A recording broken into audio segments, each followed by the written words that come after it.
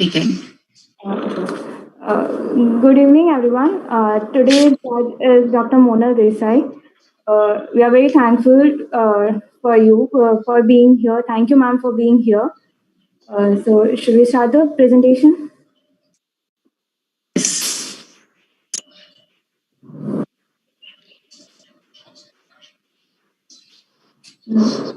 Okay. So, for the first presentation, we have Dr. Chirag Chaudhary. Uh, are you ready? Yes, ma'am. Yeah. Okay.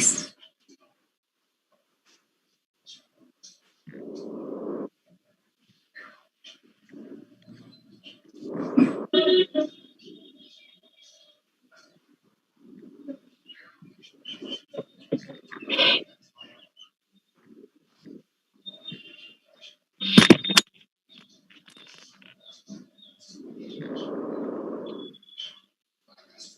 Good evening, ma'am. My topic is a randomized comparison of three different transducer approaches for USG guided IJV cannulation. Next slide, please. USG guided IJV cannulation is preferred in critical care and OT setup because of advantages over traditional landmark approach. So there are certain complications which are seen in both approaches, which are 5 to 19% arterial puncture, pneumothorax, hemothorax, air embolism, or catheter embolism. So to decrease the complications, there are certain approaches while doing ultrasound guided IJV cannulation. There are three approaches. Most commonly used is short axis approach, in which transducer is placed transversely to the IJV. In this approach, we can see the artery and vein simultaneously. In long axis approach, the vessel is placed perpendicular to the probe. So in long axis, we can see a tip length of the needle piercing through the IJV. So both approaches have their advantages and disadvantages. To overcome these advantages, there is a third approach which is called oblique axis. So oblique axis. Next slide, please. Okay. My aim of the study is to compare all three approaches of first needle pass success, cannulation time, and complications associated with those. Next.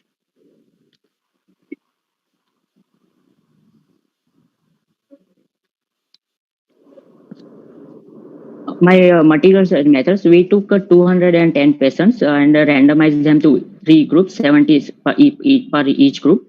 So for each axis use, we measured the following observations: neck circumference, IJV diameter, first needle pass success rate, cannulation time, and complications associated with. So these are my three approaches: short axis, long axis, and oblique axis. And these are the ultrasound images. We can acquire all three approaches. Next. We took patients which didn't fit in exclusion criteria, like infection sites, cutaneous erosion, history of IJV cannulation in less than 72 hours, or subcutaneous emphysema with cervical extension, or severe coagulopathy. We excluded those patients and included other patients with written informed consent. Next. Okay, these were the observations we get. So there are those no differences between our demographic data. We saw the we which was 97 percentage, and number of items were less in that view, and cannulation time was also less in that view. So next, we acquired these results and found that.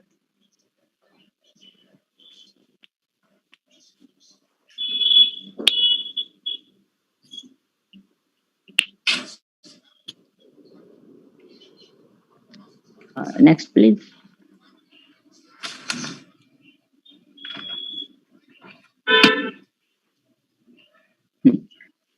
These are the results. We found a mean cannulation time 30 seconds in oblique axis view, which was less than two other views. The complications were also less in oblique axis views, which were two due to mechanical trauma. And oblique axis view, so we found that oblique and short axis view, there is high needle pass success rates, dash cannulation time, and in long axis view, there was high chances of arterial cannulation. So, and we also found posterior vein wall puncture, which was high in long axis because of we have a tendency to remove the ultrasound probe once we have cannulated the IJV. So because of removal of probe, the elastic recoil of IJV tends to get punctured at the posterior side. Next, please. So there are two other studies which compared all three axes, and Batlori et al. Found that there is high first chance pass success rate in oblique axis view, which is better than other two views, and cannulation time was also in less in oblique axis view, which is comparable to our study. Next.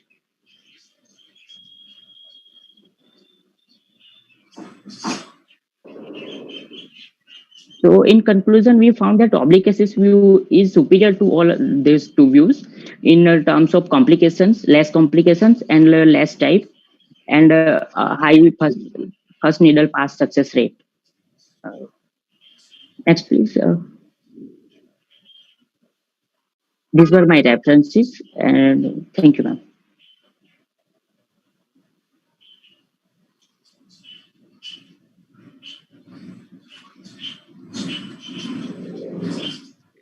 What was the aim of your study?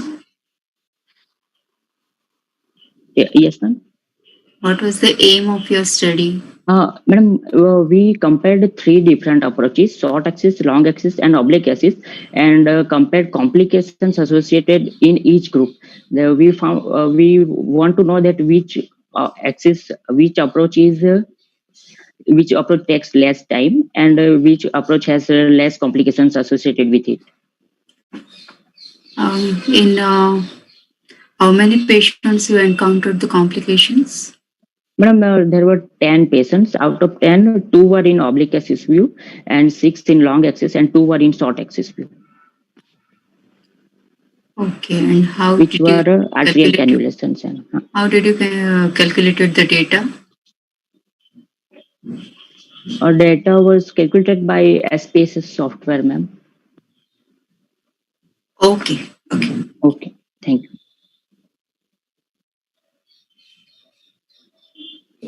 So next we have Dr. Dimple Sadaria.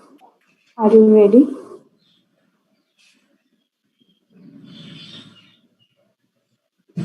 Dr. Dimple Sadaria.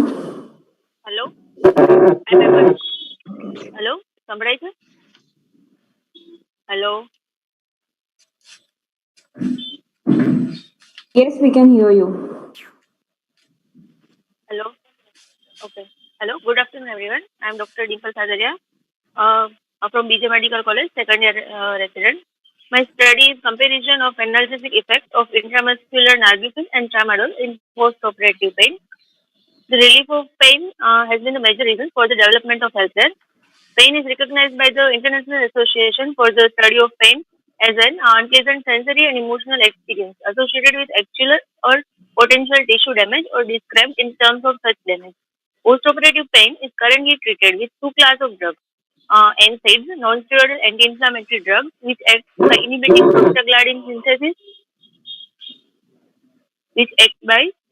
prostaglandin synthesis, and achieve the analgesic and anti-inflammatory action. And second one is a narcotic analgesic, which acts directly on the central nervous system opioid receptors, but can cause drug dependence, respiratory depression, constipation, nausea, vomiting, sedation. Opioids have long been the mainstay of therapy for the treatment of acute postoperative pain, especially for moderate to severe pain. However, the use of new agonists like morphine may result in serious side effects like pruritus, urinary retention, nausea, vomiting, and delayed respiratory depression. So there is a new approach which is looking to use a newer opioid for the analgesia. Now, nalbuphine and tramadol are the drugs which we had compared here for their efficacy in postoperative analgesia and the side effects. The nalbuphine is partial agonist antagonist having agonist on kappa receptors and antagonist or partial agonist on mu receptors. While tramadol is centrally acting analgesic which has weak affinity for the central opiate receptors. Current study is comparing this efficacy of nalbuphine and tramadol for control of post-operative pain as well as side effect profile after giving their intramuscular doses. This is pain pathway. Aims and objective. The main aim of our study was to evaluate the efficacy and safety of IM nalbuphine and IM tramadol for the post-operative analgesia. To compare the effectiveness and to note the onset of action of IM nalbuphine and tramadol, the total duration of post-operative analgesia, quality of analgesia, time of requirement of rescue analgesia, comparison of effects on hemodynamic parameters and side effects of intramuscular nalbuphine and tramadol, materials and methods. Subject selection criteria, we have included the patients aged 18 to 65 years, ASA grade 1 to either sex, and exclusion criteria when patient refusal, patient having cardiac respiratory hepatic failure, psychological coagulation disorders, chronic pain medications, using chronic pain medication, allergy to medication, or a history of substance abuse or emergency surgical procedures. Methods. After approval by hospital ethical committee, obtaining the written informed consent by patient's relatives, study was done. 60 patients aged 18 to 65 years of either sex, ASC grade 1 and 2, scheduled to undergo the elective surgeries under general anesthesia, was included in the study. 60 patients was randomized based on computer-generated random numbers in two groups. Nalbuphine group, dose 0.15 mg per kg, group N, and tramadol, group T, 2 mg per kg intramuscular doses. These analgesics were given 30 minutes before the extubation. On the day of surgery, NBM is maintained, and explanation of GA procedure surgery is done, and informed consent taken. Monitoring intraoperatively blood pressure, pulse, respiratory rate, temperature, SpO2, ECG, NIBP, ETCO2. Pre-medication given, injection glycopyrrolate 0.004 mg per kg, injection ondansetron 0.15 mg per kg. Patients divided in two groups. Group N given nalbuphine IM, and group T given tramadol. These were given 30 minutes before extubation. Pre-oxygenation done, induction done with thiopental sodium 4 to 6 mg per kg and choline 2 mg per kg IV.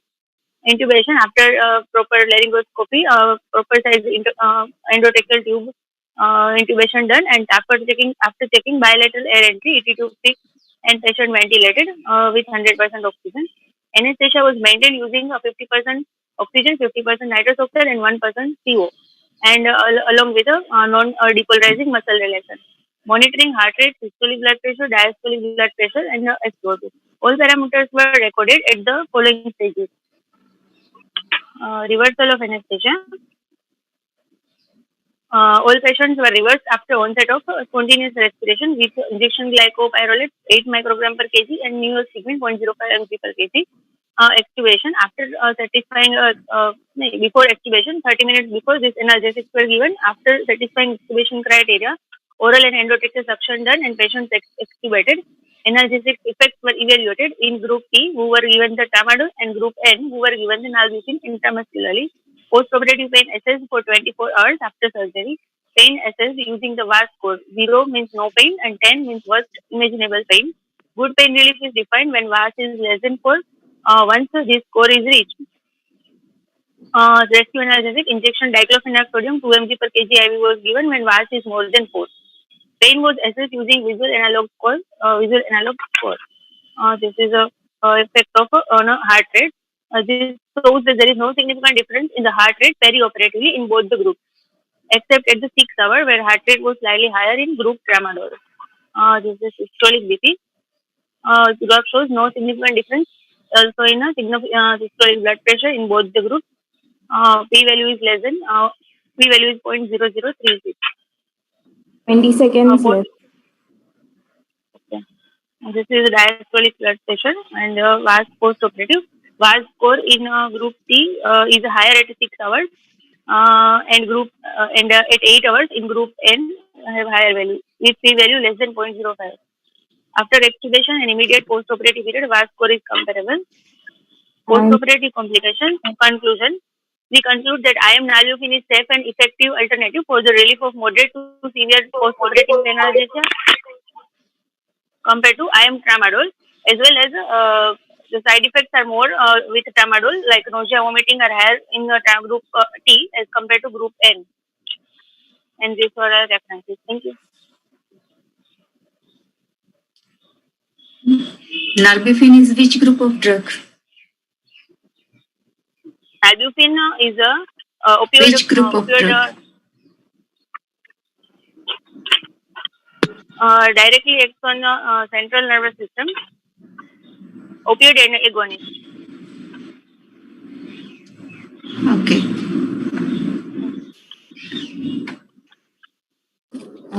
So next presentation is of Farista paper. Are you ready? Yes, ma'am.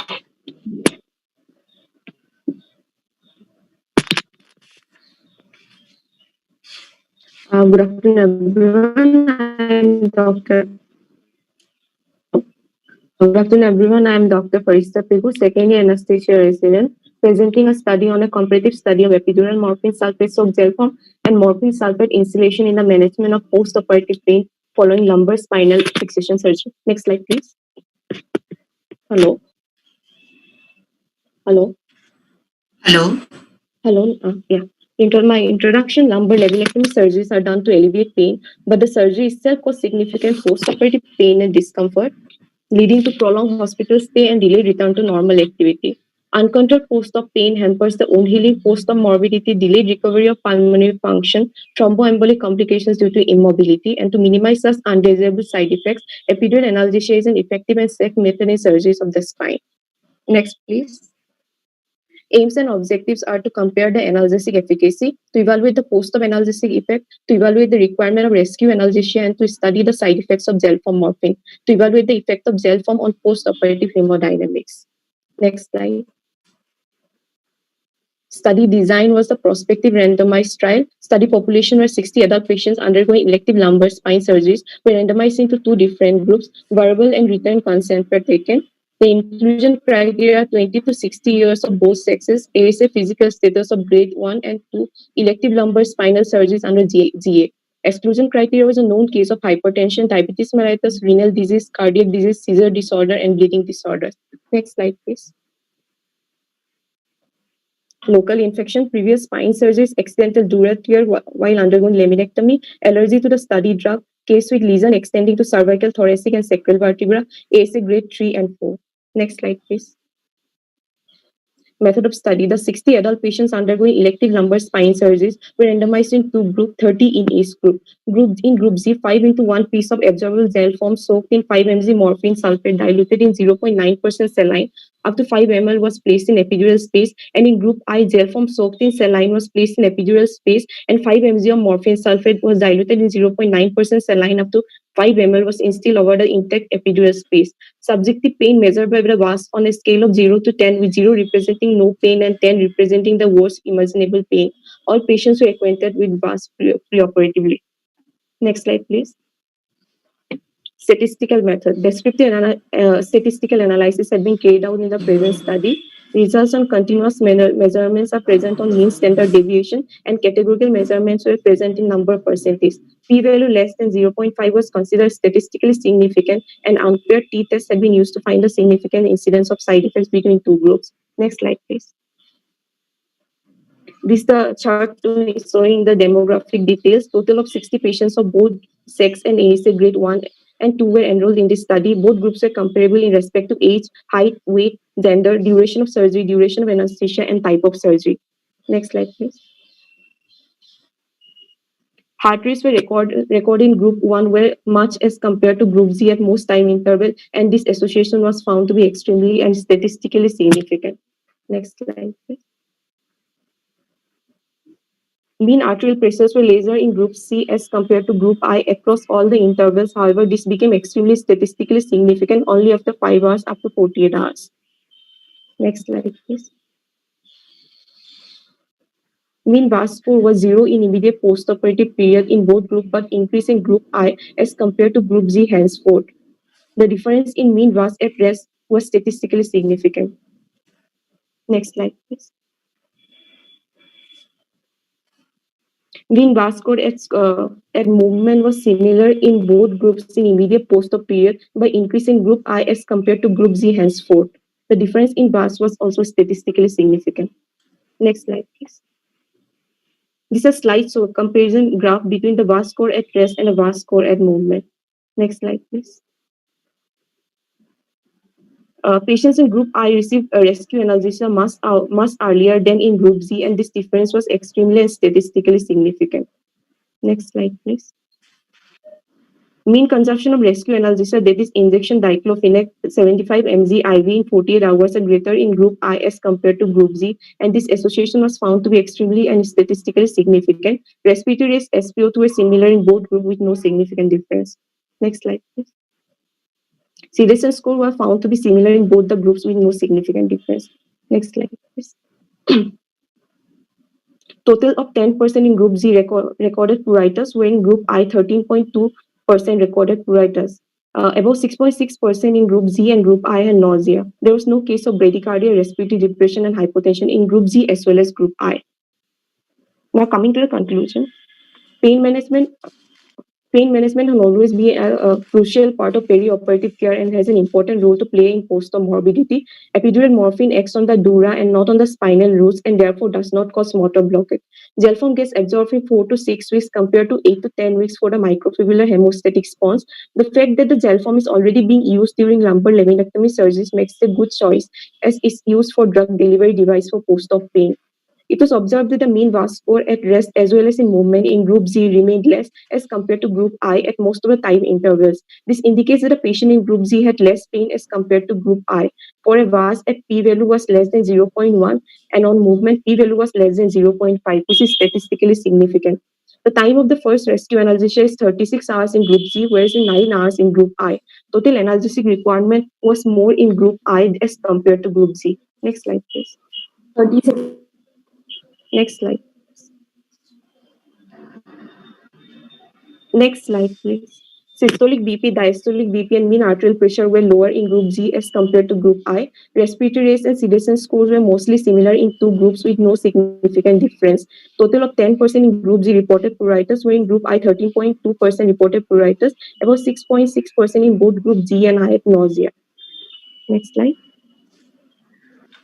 After analyzing the study of the result, it can be concluded that epidural administration of morphine using Zelform as a vehicle for sustained release of morphine is safe and effective method for post-op analgesia and lumbar spinal fixation surgery, and results in better hemodynamic, prolonged duration of analgesia, and reduced requirement of rescue analgesic as compared to epidural instillation of morphine. However, both the techniques have similar and minimal side effects. And my next slide is on the next slide. These are the references. Thank you.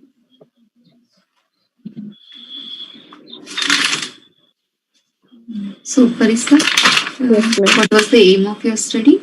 Ma'am, my aim was to study the analgesic effect of compare the analgesic effect of the gel forms of morphine and direct instillation of morphine in the epidural space, and to compare the hemodynamic parameters in both the patients.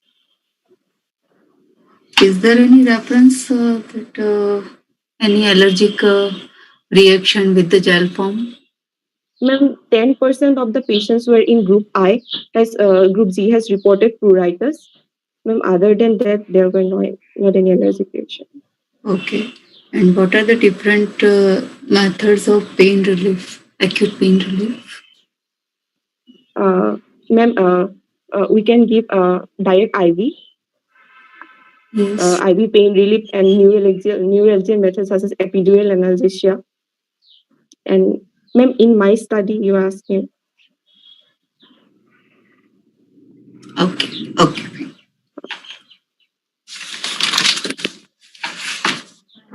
So next is Dr. Hetal Chaudhary. Are you ready? Yes, ma'am. Yes, ma'am.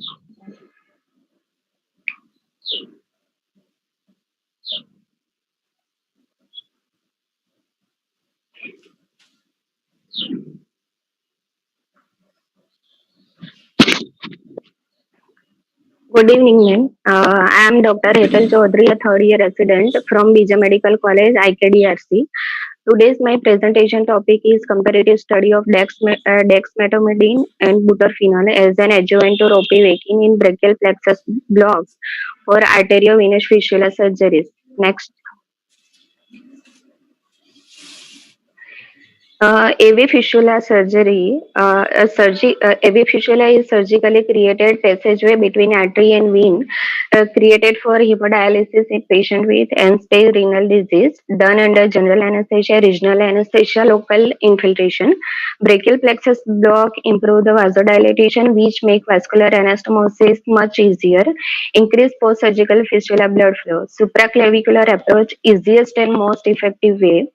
Next, please.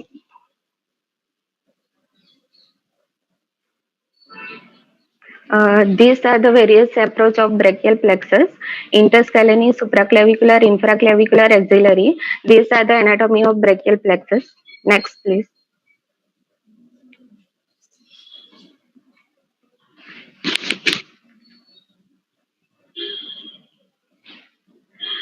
USD guided needle insertion under real-time visualization. So navigate the needle away from the sensitive anatomy like pleura, blood vessel, etc., thereby avoiding the complication related to procedure. PNS used for confirmation of now bundle location. Local anesthetic ropivacaine, a long-acting amide local anesthetic is used, which are less cardiotoxic than bupivacaine. Adjuvant use buterphenol, synthetic opioid, a morphine type of synthetic agonist antagonic opioids. Dexmedetomidine is a highly selective alpha 2 agonist. Next.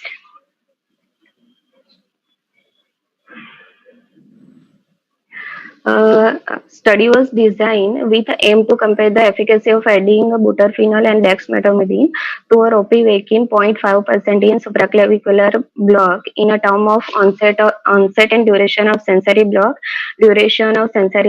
time for the first dose of rescue analgesia in post-operative period, duration of motor block, hemodynamic parameter, sedation and other side effects. Next.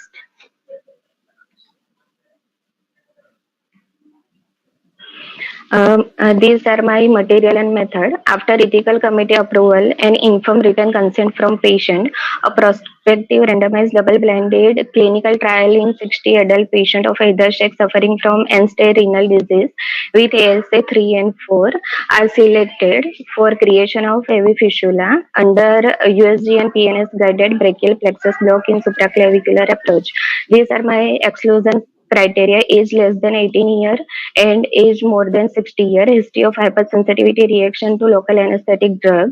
Third one is peripheral vascular disease, neuropathy involving upper limb. Fourth is infection at local site. Fifth, coagulation disorder. Next. There are two groups, group RD and RB. Injection ropivacaine 0.5% 30 ml. In group RD plus injection dexmedetomidine 0.5 microgram per kg. In group RB, injection buterphenol 2 mg added. Pre-anesthetic preparation, psychological reassurance about the procedure and post-operative analgesia, thorough clinical evaluation of the patient, and pre-operative hemodialysis and post-HD morning coagulation profile and serum potassium level monitor. Morning dose of scheduled medication for associated systemic illness and starve overnight. Next.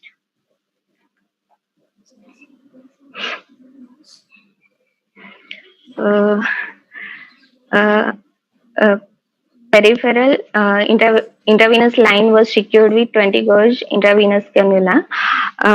All ASA standard monitoring was applied. Patient in supine position with a hand adapted to the side, head turned to a 45-degree to opposite side, a sandbag kept under the shoulder and ring below the occiput. Next. Uh, Under strict aseptic precaution, local infiltrated at the site of puncture. Uh, a group of 3 to 4 hypoechoic circle lateral to the subclavian artery pulsation was visualized. Needle advancement along the long axis of probe from lateral to medial. Confirmation of needle position by the PNS. Once a drug injected into divided dose of 50 ml each after negative aspiration. Drugs paired were visualized under USG. Next.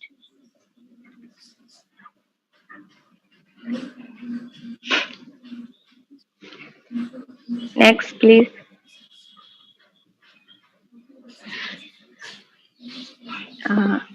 Sensory block was assigned using 3-point scale. Motor block was assigned using Bromley scale, and perioperative sedation was rated by using the Ramsey sedation score. Next, 1 minute left.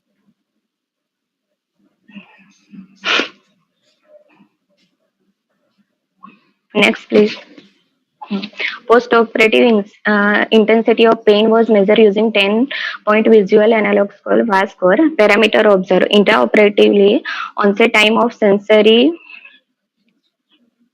and motor block, sedation by Ramsey sedation score, hemodynamic parameter, and side effect. Post-operatively, duration of motor block and duration of analgesia. Next,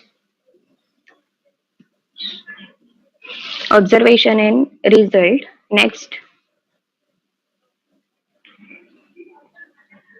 in our study, we observed that the onset time for both sensory and motor block were shorter in group RD than in group RB, but the difference was statistically insignificant. Next,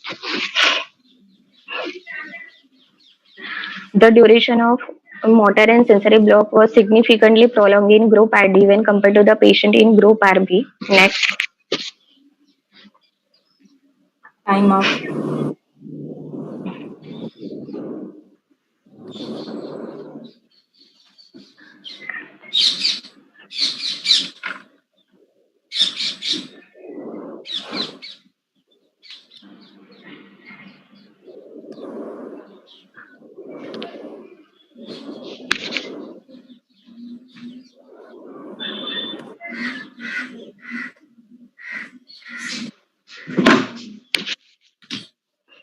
in our study, we conclude that use of lower dose of dexmedetomidine 0.5 microgram per kg as a adjuvant with ropivacaine 0.25% in supraclavicular block for AV fistula surgery in ESRD end-stage renal disease patient prolong the duration of sensory and motor blockage post-operatively, better analgesia and satisfactory sedation during procedure.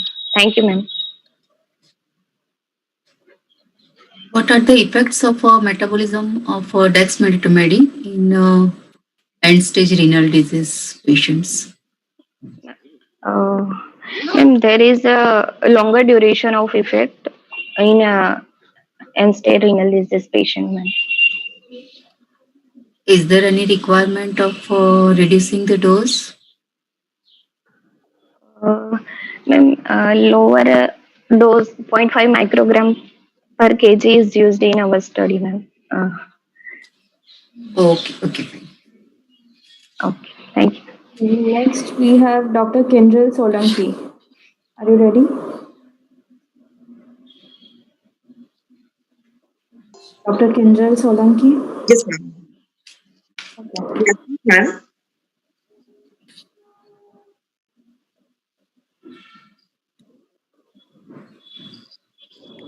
Good afternoon, ma'am. Myself, Dr. Kinjal Solanki, resident doctor from BJ Medical College.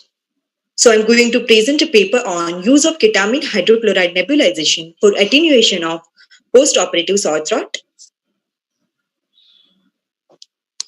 So post states that post-operative sore throat, which is one of the most undesirable subjective complaint due to inflammation of tracheal mucosa following endotracheal intubation. So to overcome those, various pharmacological and non-pharmacological methods were used, and ketamine is shown to be a very good agent to reduce post-operative sore throat. Next, please. So coming to the aim, my aim is to compare the incidence of post with and without the use of ketamine nebulization. And my objectives are to compare the incidence of post-operative hoarseness of voice and cough, to evaluate the effect of nebulization on the hemodynamic parameters and the oxygen saturation, and to study any untoward effect due to systemic absorption of the drug. Next, please. So in methodology, we did prospective randomized trial and we selected 60 patients for our study. After approval from the hospital ethical committee, and verbal and written consent were taken from all the patients. And we included the patients whose age is between 18 to 60 years, AC grading 1 and 2, MPG score 1 and 2, and who are chosen for elective surgeries. And we excluded the patients who have difficult airway and who are compromised, whose safety is compromised in due to systemic absorption of the nebulized drug. So first of all, we checked all preoperative anesthesia checkup was done for all the patients. After that, we prescribed tablet lorazepam 1 milligram orally a night before surgery to all the patients. On the day of OT, after securing IV line, all the basic parameters were attached like ECG monitor, BP, and pulse oximeter. And hemodynamic parameters were noted before nebulizations. After that, patients were selected for the study group. Were nebulized with the ketamine hydrochloride 50 mg in 5 ml sterile water for about 5 minutes. And all the hemodynamic parameters were noted after nebulization, before induction, and before incision. Volume of air required for endotracheal cuff inflation was comparable in both the groups, which are ranging from 5 to 7 ml. An injection paracetamol 15 mg per kg intravenous was given as a rescue therapy for pain. And in the post-operative period, we monitored post-operative sore throat, cough, and hoarseness of voice in our study and control group. So this slide is showing the grading of sore throat, cough, and hoarseness of voice. After taking all the data, next please. Data were analyzed using GraphPad t-test and Medcox software. P-values less than 0.05 were considered statistically significant. It is very difficult to demonstrate statistical significance in a very small sample. So we compared the values by combining the incidence of nil with the mild sore throat and nil with the moderate sore throat. And the only limitation of our study is not measuring the serum ketamine and norketamine levels to rule out the systemic effect. So coming to the results, first slide is showing demographic data which is comparable in both the groups. Next slide. So this table is showing comparison of incidence and severity of post-operative sore throat at different intervals. There was statistically significant reduction in the incidence of sore throat in study group after extubation as compared to control group. And after 6 hours, study group had no sore throat at all, but few patients in control group had mild symptoms. Next, please. Table 3. Next, please. This table is showing comparison of hemodynamic changes. So from this table, we can easily state that there is statistically significant increase in the heart rate and mean arterial pressure was seen in study groups when pre-nebulization readings were compared with those of the post-nebulization. But as we took care of attenuation of pressure response at intubation by injection fentanyl and propofol, change in hemodynamics were non-significant after induction and then throughout the surgery. Table number 4. Next, please. So this table is showing any untoward effects occurs due to systemic absorption of the ketamine. So there was no any other untoward events occur due to ketamine absorption except delirium was noted in one patient after nebulization, but it was subsided when patient came out of the anesthesia at the end of surgery. And we monitored SpO2 from beginning of the nebulization to the end of the surgery. And there was not any time fall in the SpO2. Next, please. Next, please. Last two table is showing comparison of incidence and severity of post-operative hoarseness. Next, please. And cough. So from these two tables, there was significantly low incidence of hoarseness of voice and cough in study group for 6 hours after extubation as compared to control group. And after 6 hours, with the permission of sips of water, cough and hoarseness were relieved in all the patients. Next, please.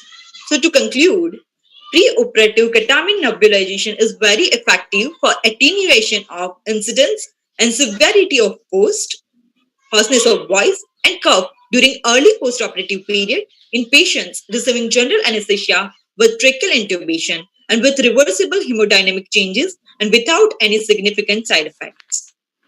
So I included the references at the last. Thank you, ma'am.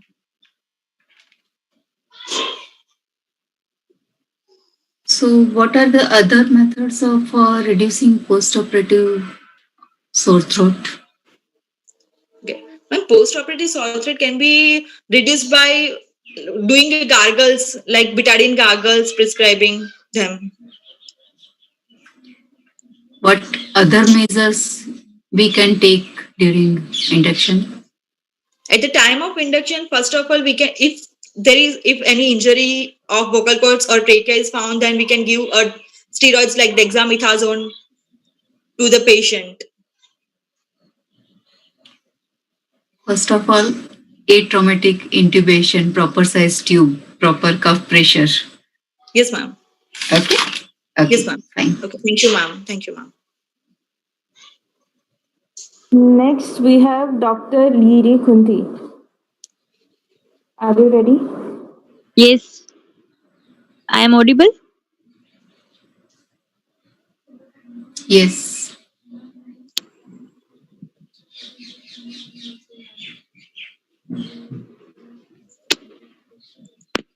While presenting, kindly keep your webcams on.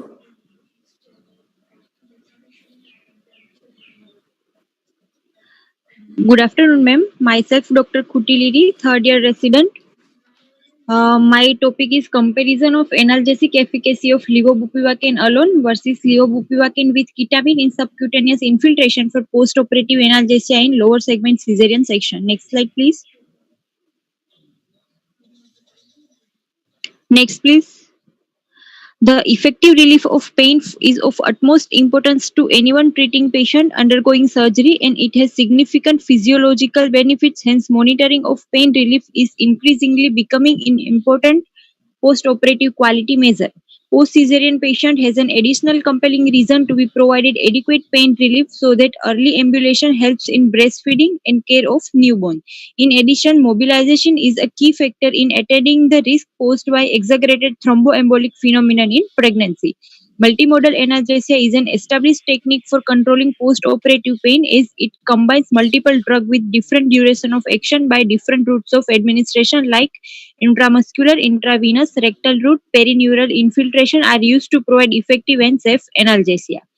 Levobupivacaine is an amide local anesthetic and pure as enantiomer of bupivacaine with lesser cardiotoxicity and neurotoxicity. Next slide, please. Pain transmission also occur by sensitization of spinal cord by glutamate and aspartate in N-methyl D-aspartate receptors. Ketamine as an NMDA receptor antagonist act by inhibiting NMDA receptor on the postsynaptic membranes of the posterior horn of spinal cord. Thus, it inhibits the transmission of pain from spinal level to the central nervous system and consequently suppress the hyperalgesia and allodynia. My aims and objective was compare the local anesthetic efficacy of levobupivacaine alone with that levobupivacaine and ketamine in post-operative analgesia following cesarean section. Material and method. After obtaining written and informed consent, we concluded a randomized study in 42 patients and compared the efficacy of levobupivacaine and levobupivacaine with ketamine in subcutaneous infiltration. Patients were divided into two groups with 21 patients in each group. Next slide, please. The patient selection and exclusion criteria. The antenatal mothers of age group 18 to 35 years with BMI 18.5 to 40 kilogram per meter square scheduled for cesarean section under spinal anesthesia were included in the study. The patients were excluded from the study are who did not give a valid consent, who have allergic to study drugs, eclampsia, gestational diabetic, cardiopulmonary disease, skin disease, coagulation disorder, and renal or liver disease. Next slide, please. Pre-anesthetic evaluation. Pre-anesthetic evaluation of all patients consisting of detailed history, physical examination, and routine investigation. A written informed consent was taken after proper counseling. Anesthetic protocol. Pre-operative preparation. Patient will be explained about the procedure and informed consent will be taken. IV line will be secured. Preloading will be done with injection ringer lactate 10 to 15 ml per kilogram IV. Pre-operative vitals were noted. Next slide, please. Pre-medication with given with injection glycopyrrolate 0.01 milligram per kilogram and injection ondansetron 0.1 milligram per kilogram. Anesthetic technique. All preloading fluids and drug were stored and administered at room temperature. Subarachnoid block was instituted under strict aseptic antiseptic precaution in sitting position in L3 L4 intervertebral space with 25 gauge spinal needle with 2.5 ml of 0.5% hyperbaric bupivacaine. Onset of sensory block was assessed by pinprick method and motor block was assessed according to modified Bromage scale. Surgery was allowed once desired sensory block and motor block of Bromage 3 was achieved. Wound infiltration. At the end of surgery before screen closure, study drug would be infiltrated at local wound site before wound closure. Group A, subcutaneous surgical wound infiltration with solution of 0.5% levobupivacaine at the dose of 2 mg per kilogram at maximum of 150 mg diluted with normal saline to a total of 30 ml. And group B will receive the subcutaneous infiltration with 0.5% levobupivacaine with ketamine 1.5 mg per kilogram with diluted with normal saline to total volume of 30 ml. Next slide, please. Assessing the visual analog score. Time of first request for post-operative analgesia when VAS score is greater than or equal to 4. When VAS score is greater than or equal to 4, injection tramadol 100 mg IV was given and that time was calculated as total duration of analgesia. Next slide, please. Observation and results. After studying, we observed that a p-value of less than 0.05 was significant and greater than 0.05 was non-significant. We observed that the both groups were comparable with respect to demographic data. Patient in group A had higher mean VAS score than group B at all time intervals, and statistically significant difference were noted in the 1, 4, 6, 12 and 16 hours post-operatively. Here are my result for mean VAS score. There is a mean time to first rescue analgesia and total consumption of rescue analgesia. Next slide, please.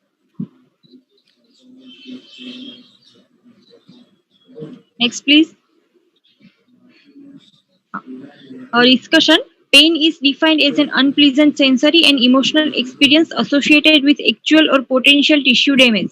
Post-operative pain leads to pain discomfort, prolonged recovery, higher health cost. In post-operative, poor pain control may interfere with ambulation, breastfeeding, and early maternal bonding with infant. In our study, we observed that in group B, means levobupivacaine plus ketamine, experience a post-operatively pain-free period of 360 minutes, whereas in group E, levobupivacaine alone, the patient may experience pain-free period of 228 minutes. Next slide, please. The overall VAS score in our study group were higher in group A, that is levobupivacaine alone, and the mean VAS score was decreased in group B with levobupivacaine plus ketamine. The total rescue analgesia consumption in group B is less, which is 61 milligram. In group B, levobupivacaine alone, it is 100 milligram. Next slide, please. The conclusion, the combination of the subcutaneous infiltration with ketamine and levobupivacaine provides a superior quality of post-operative analgesia than levobupivacaine alone with minimal side effects. Here are my references. Thank you, ma'am.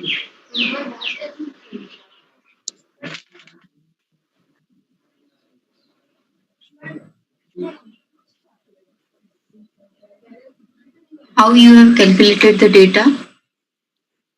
For demographic data, we were using the chi-square test, and for the comparison of the quantitative, we using the student t-test. Okay. Thank you, ma'am. Next, we have Dr. Mahajbin Pathan. Are you ready? Yes.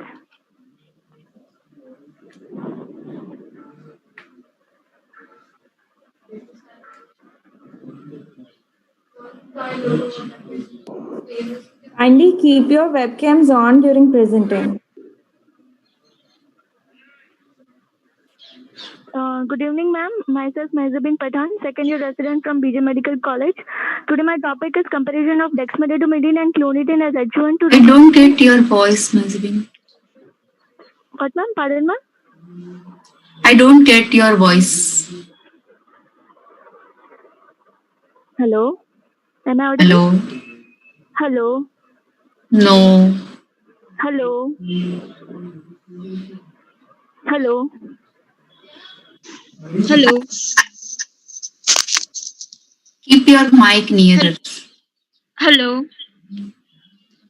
Hello. Hello. Hello, ma'am. Am I audible? Hello. Very slow voice is coming. Can you keep your Hello. little close to you?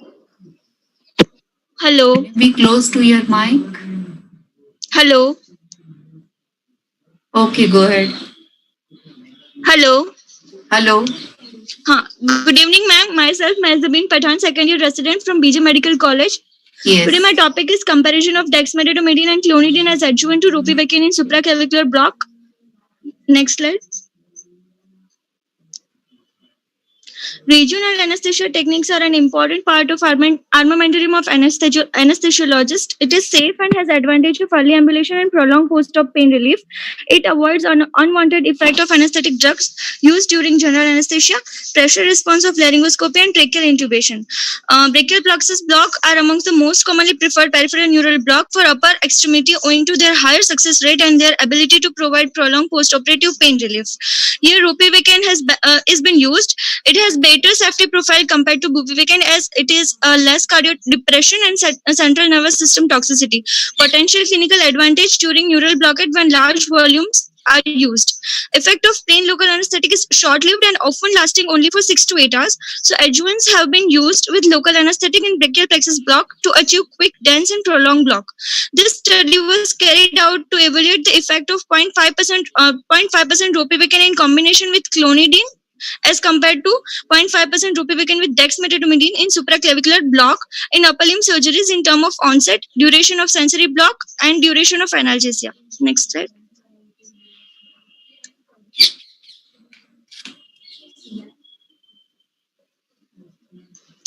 My aim was to evaluate the effect of ropivacaine with clonidine and compare it with ropivacaine with dexmedetomidine in brachial plexus block through supraclavicular route. Objectives were to compare the duration of sensory and motor block in both groups, to compare the duration of analgesia in both groups, hemodynamic parameters, and if operative complications. Next slide. A randomized prospective and control study was done. 60 patients were divided in 2 equal groups. Inclusion criteria were written informed consent given by patients. Patients aged 15 to 65 years, ASA grade 1 to elective emergency unilateral upper limb surgeries. Exclusion criteria age less than 15 years or more than 65 years, ASA grade 3, 4, 5. Patient refusal, patient having hypersensitivity to local anesthetic drugs, hemodynamic instability, local infection, patient having Mahzabin, coagulopathy, I don't get your voice again.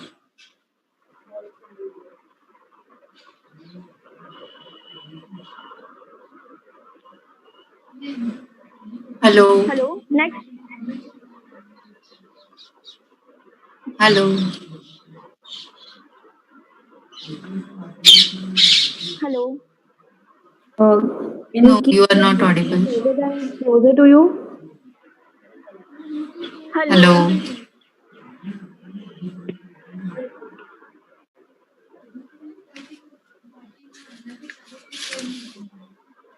Hello. All the patient underwent pre-anesthetic checkup before surgery, and all the routine and specific investigations were noted. Patients were kept electively nil per oral for 6 hours before surgeries. On the day of surgery, written informed valid consent was taken, and prior to operation, patients were explained about the procedures. Standard monitors like ECG, NIBP, and pulse oximeter were applied, monitoring done, IV line secured, and pre-medication given, injection midazolam and ondansetron. Next slide.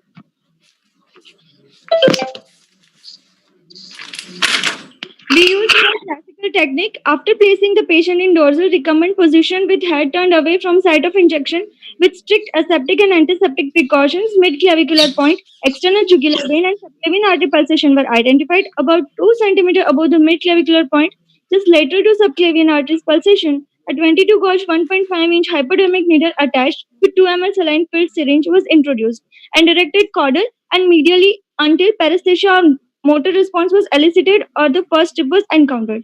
After brachial plexus was located, the drug was injected, and before every incremental dose, negative aspiration for blood was performed to avoid any intravascular placement, and injection would be stopped immediately if early signs of toxicity appeared. According to the drug administered, the patients were randomly allocated to two groups. Group RC received ropivacaine 0.5% 30 cc and clonidine 1 microgram per kg. Group RD received ropivacaine 0.5% 30 cc and dexmedetomidine 1 microgram per kg. During the conduct of block and thereafter, the patients were observed diligently for any complication of the block and for the toxicity of drug injected. Next slide.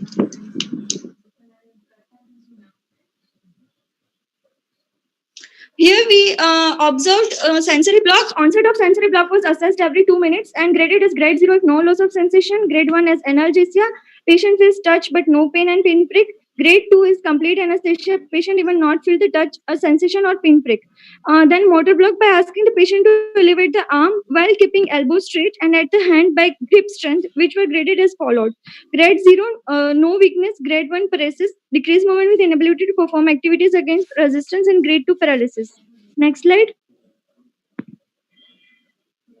And then hemodynamic parameters, intraoperative pulse, blood pressure, respiratory rate, SpO2 were recorded. Intraoperative complications like bradycardia, hypotension, nausea, vomiting, pruritus, etc. if present was recorded. Postoperative analgesia, intensity of postoperative pain was evaluated using visual analog score with grade 0 to 10. Pain score were noted postoperatively at 30 minutes, 60 minutes, and then 2 hourly interval till 18 hours and at 24 hours. Analgesia was considered satisfactory if the score was 3 or less. If it was more than 4, then it was considered unsatisfactory and rescue analgesia was administered. Next slide. Here, the pie chart shows the type of surgery in both groups, and they were comparable and there was no clinically significant difference. Then the graph shows the hemodynamic parameters, and it also suggests there were no clinically significant difference. Next slide. 40 seconds left. Statistical analysis. Here the graph shows mean onset time of sensory and motor block in both groups. There were no clinically significant difference in the both groups for mean onset of time. Next slide. The graph shows mean duration of sensory and motor block in both groups. Here it shows that there is prolonged duration of sensory and motor block in RD group. Next slide. Graph 3 suggests postoperative VAS score. Graph 4 suggests mean duration of postoperative analgesia, which suggests that group RD has more prolonged duration of postoperative analgesia. Next slide.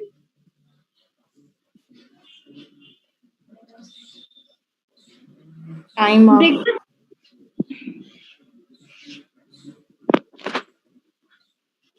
Conclude. Here we conclude that dexmedetomidine is more. Dexmedetomidine prolongs the duration of sensory block and motor block and enhances the quality of block as compared to clonidine, and it is better adjuvant than clonidine.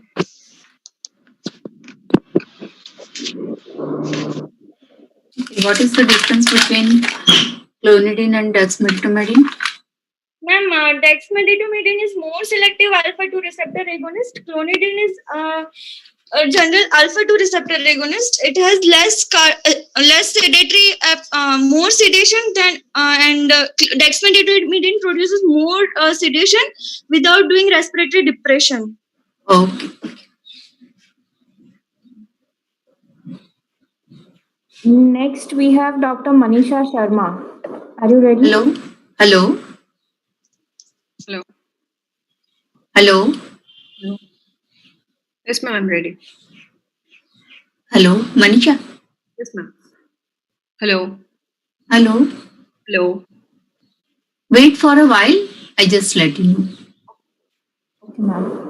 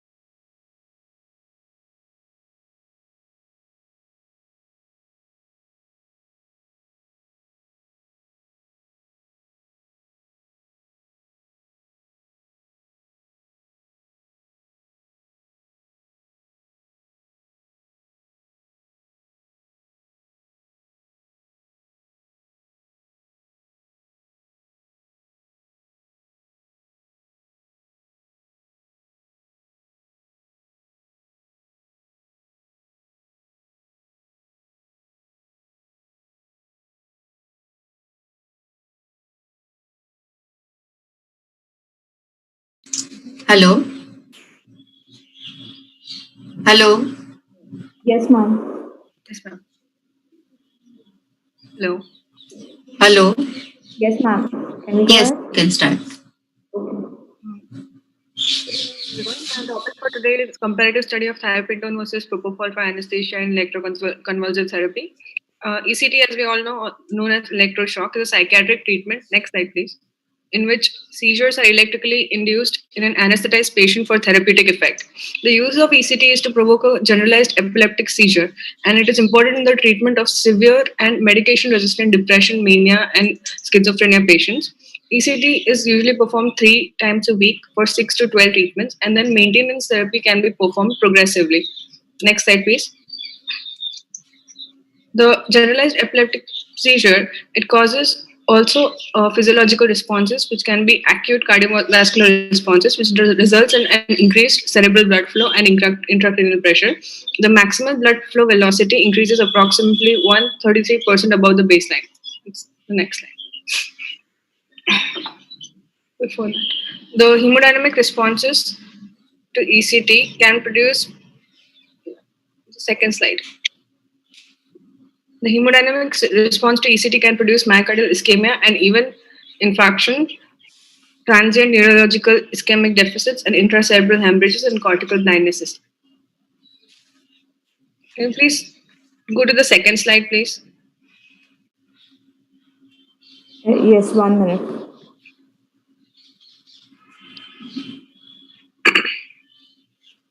Yeah. The next. Yeah. So I was talking about when the ECT produces a generalized epileptic seizure, it causes cardiovascular responses and it increases the cerebral blood flow and intracranial pressure. And the blood flow velocity also increases by 133% above the baseline value. It also produces hemodynamic responses like myocardial ischemia and even infarction can happen, transient neurological ischemic deficits, intracerebral hemorrhages, and cortical blindness. Next slide, please. The typical cardiovascular response is due to the release of catecholamines. Can you please go to the next slide?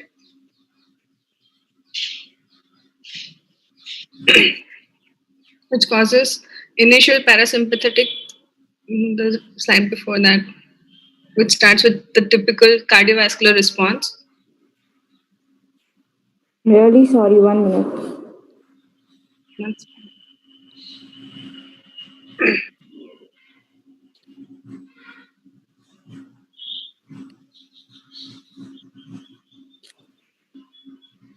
yes.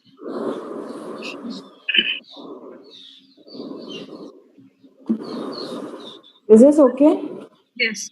The typical cardiovascular response, which is due to the release of catecholamines, it causes an initial parasympathetic induced bradycardia, which lasts for 10 to 15 seconds, and it is followed by immediately a sympathetic response, which is prominent, and it results in transient tachycardia and hypertension, which lasts for 5 minutes or longer. And the systolic blood pressure is also increased transiently 30 to 40%, and the heart rate also increased by 20% or more. Hence, acute hemodynamic responses are seen in ECT, which we can conclude. The next slide, please. The other complications, which we already know, are fracture dislocations, muscle aches, nausea, headache, and emergent agitation and sudden death. Aim of my study is to compare the efficacy of anesthetic agents and ECT, comparison of both on hemodynamics, convulsion time, recovery of patients after the ECT. Next slide, please. The inclusion criteria is we included all the patients suiting ASA grade 1 and 2, and also the patients having indication for ECT, that is patients with depression, schizophrenia, bipolar mood disorder, etc.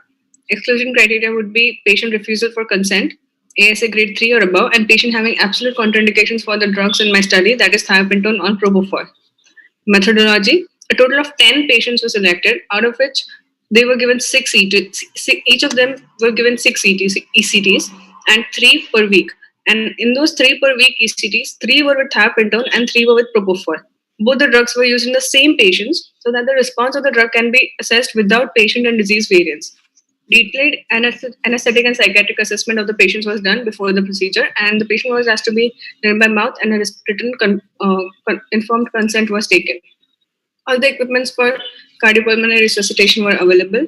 During ECT, non-invasive monitors were used to record the heart rate and the blood pressure and the oxygen saturation. For smooth anesthesia management of the ECT, the patients were pre-medicated with parasympathetic mimetic to prevent the vasovagal reflex and also to decrease the oral secretions. So the patients were pre-medicated with injection atropine, 10 microgram per kg, to avoid unfavorable parasympathetic reflex.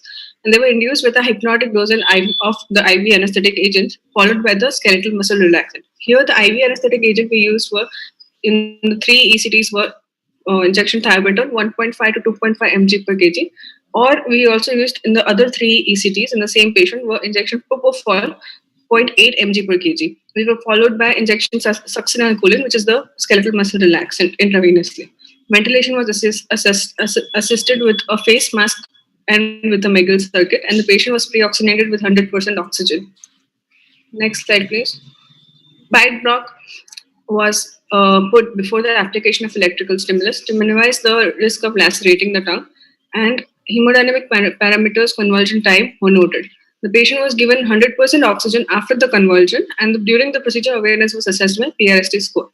Recovery is observed in the form of gain of reflexes, regain of reflexes, response to pain, and the patient following verbal command. The patient was shifted in the post-procedural room when the patient was following verbal command. Next slide, please.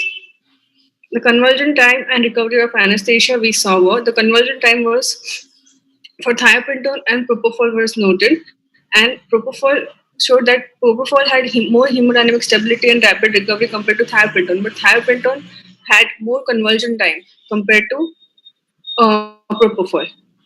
In the propofol group, the convulsion time was less because it had more anticonvulsive effect than thiopentone. Next. Talking about the hemodynamic changes in the both groups, changes in heart rate, and in the next slide we can see the changes in systolic and diastolic blood pressure. Both shows that propofol has more hemodynamic stability and rapid recovery compared to that of thiopentone. This was during ECT. We studied heart rate, systolic blood pressure, and diastolic blood pressure. In discussion, we can see that ECT is a simple procedure and it is extremely safe. But unfortunately, the relapse rate during this 6 to 12-month period of the patients exceeds 50% unless the patient receives a maintenance ECT or a combined pharmacotherapy. So for ECT, the essential elements for anesthesia include rapid loss of consciousness, effective attenuation of the hyperdynamic response due to the electrical stimulus, avoidance of gross movements, minimal interference with the seizure activity, prompt recovery of spontaneous ventilation and consciousness, and no interference with the antipsychotic drugs. Time up. I'd just like to conclude that thiopentone is safe, cost-effective, easily available, and proved agent for induction of anesthesia and ECT. Propofol is a good alternative in patients who are high risk, such as patients with myocardial insufficiency, fixed cardiac output, hypertension, and acute intermittent porphyria, where the thiopentone is contraindicated relatively. What was the aim of your study? The aim of our study is to compare the efficacy of propofol and thiopentone in ECT and the convulsion time and hemodynamics and recovery of the patient. How did you calculate the data? With the help of t-test. Okay. Next, we have Dr. Nautam Kumar Pranami. Yes, ma'am.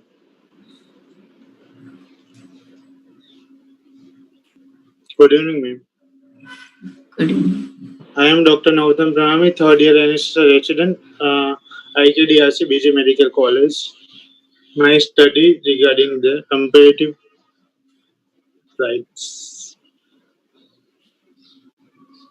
comparative study regarding the effect of dexmedetomidine and propofol on hemodynamic response during tracheal extubation among the hypertensive patients.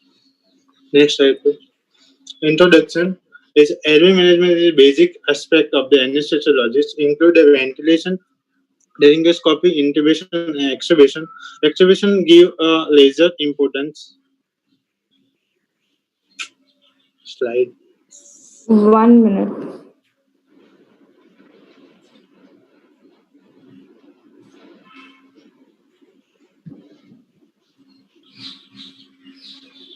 Extubation give laser importance.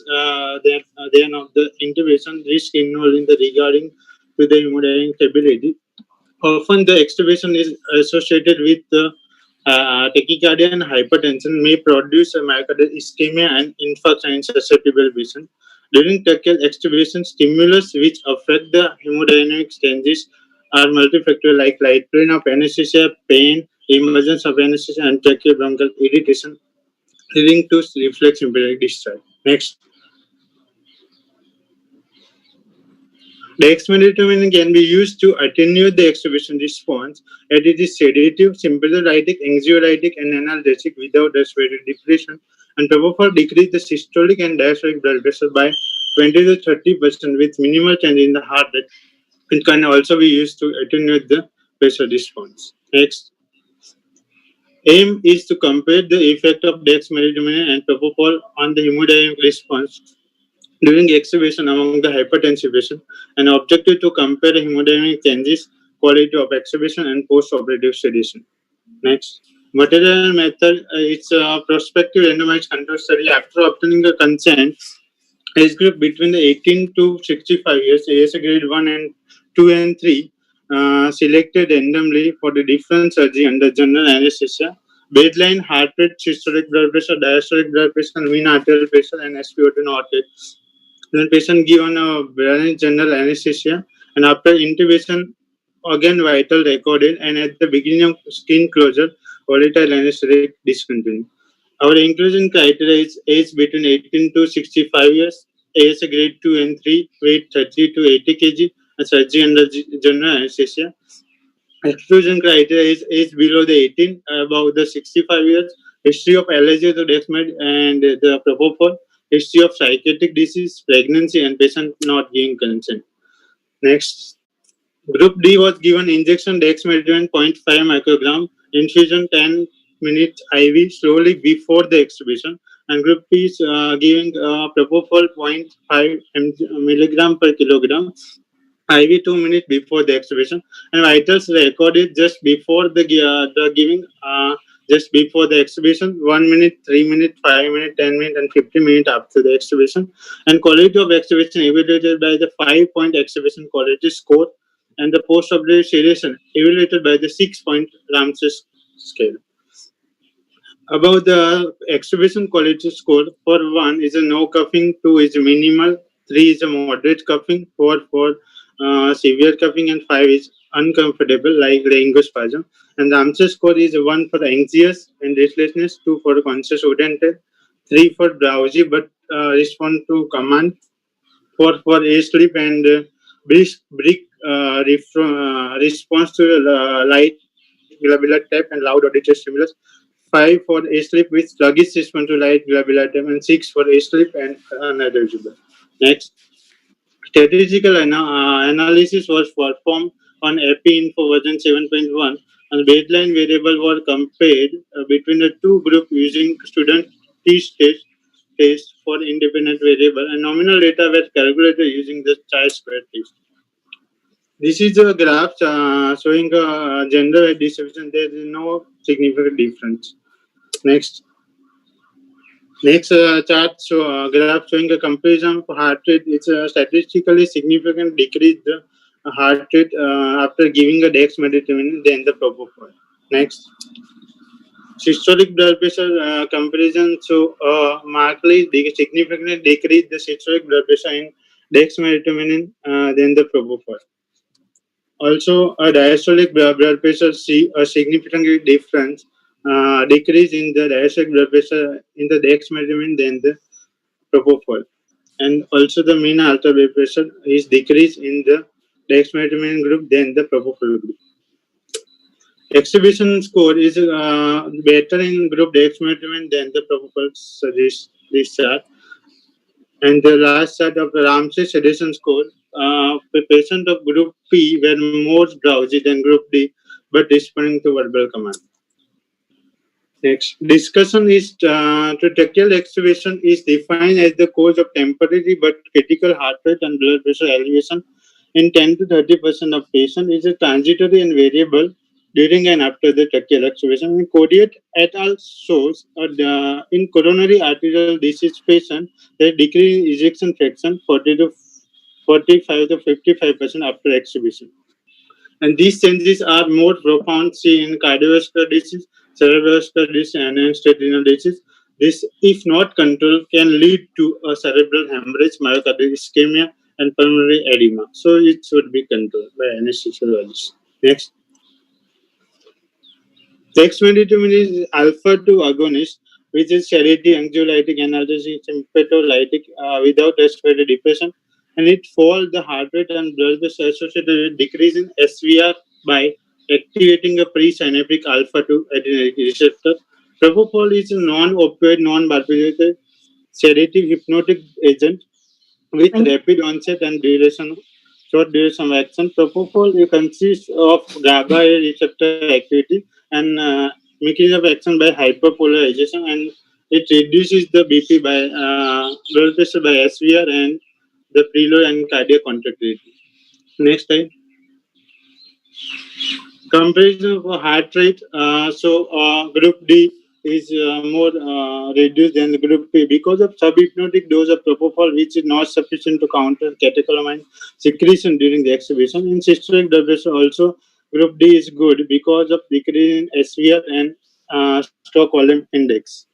Next.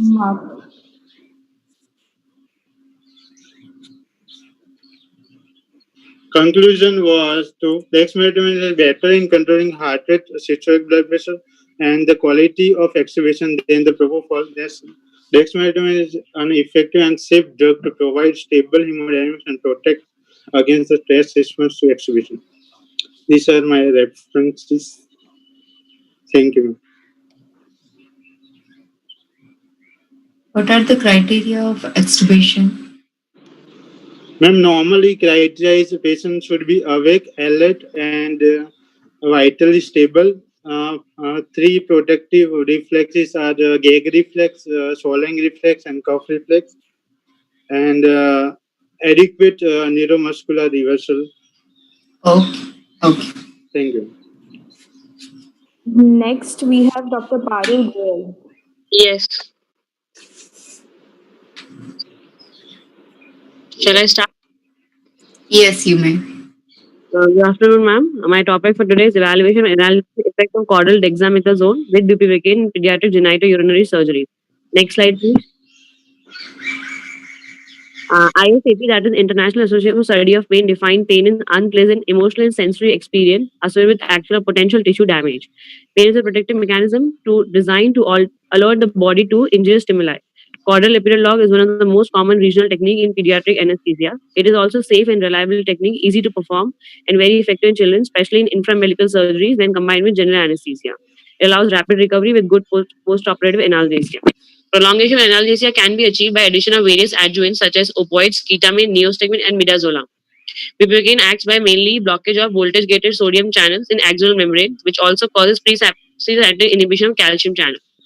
Corticosteroids have anti-inflammatory action, which have been used via epidural, intracausal, caudal, perineural routes for prolonging post-op analgesia. Dexamethasone, which is a corticosteroid used mainly in perioperative period to reduce nausea and vomiting. It also has analgesic effects. Next slide. It has local anesthetic effect by direct membrane action. It is also another effect which acts on spinal cord. The transcription factor, nuclear factor, that is NFKB, is expressed to nervous system, which has a role in pathological pain pathway. Dexamethasone regulates NFKB. Epidural injection of corticosteroids have been reported to inhibit the development of hyperalgesia. Next slide. My aims and objectives are: my study is randomized prospective interventional study of caudal dexamethasone as an adjuvant to bupivacaine in pediatric patients. The aims are intraoperative hemodynamic parameters, intraoperative concentration of inhalation agents, peri and postoperative complications, comparison of duration of analgesia, to assess the requirements of supplemental analgesia, if any, to assess the side effects, if any. Next slide.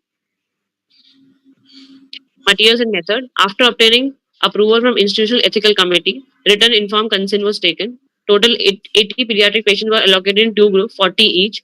The first group was BD, which had 1 ml per kg, 0.25% bupivacaine with 0.1 mg per kg dexamethasone, whereas B group had 1 ml per kg, 0.25% bupivacaine.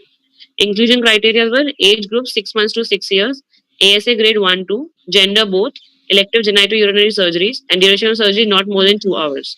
Exclusion criteria: ASA grade 3, 4, 5, emergency surgeries, local infection of caudal areas, history of allergic reactions to local anesthetics, bleeding, diastasis, and pre-existing neurological spinal disease, mental retardation, neuromuscular disorders.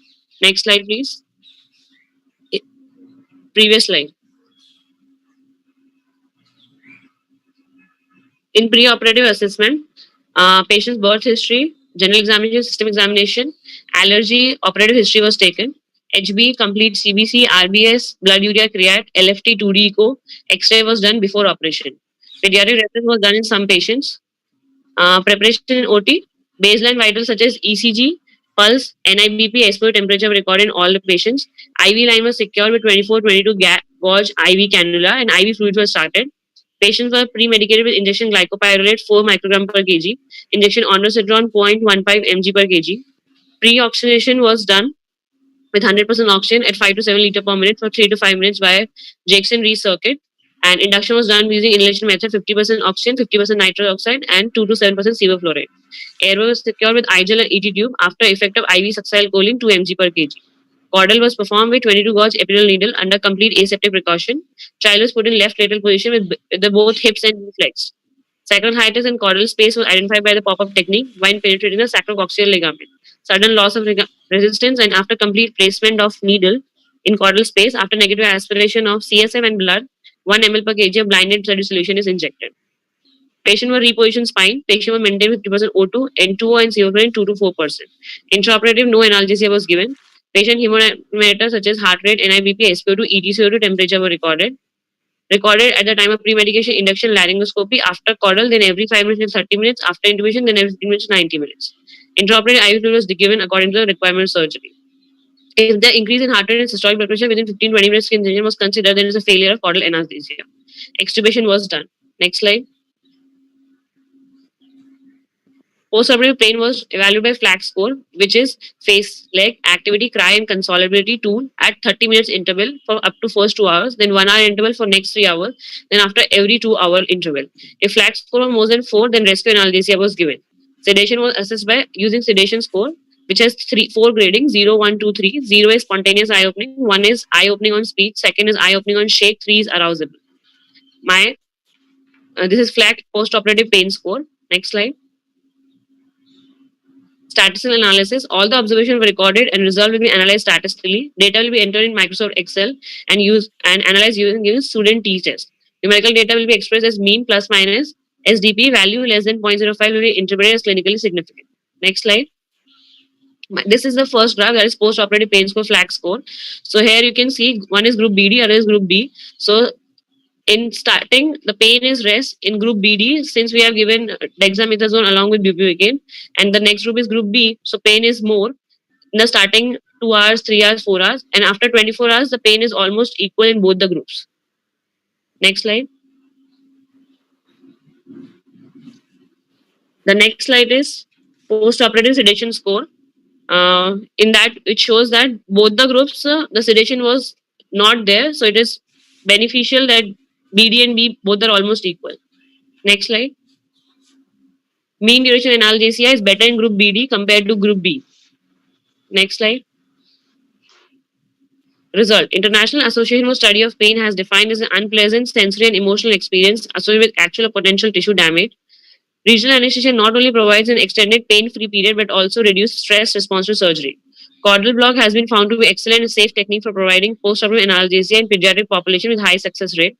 Placing the block before surgical incision provided intraoperative pain relief, reduces the general anesthetic requirement, and achieves earlier recovery of airway reflex. We designed this randomized prospective intervention study to evaluate the analgesic effect of caudal dexamethasone with bupivacaine in pediatric genitourinary surgery.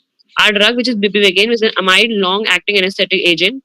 It blocks sodium channels in neural membrane, resulting in voltage-dependent membrane permeability. It also inhibits depolarization and causes reversible loss of sensation. Next slide.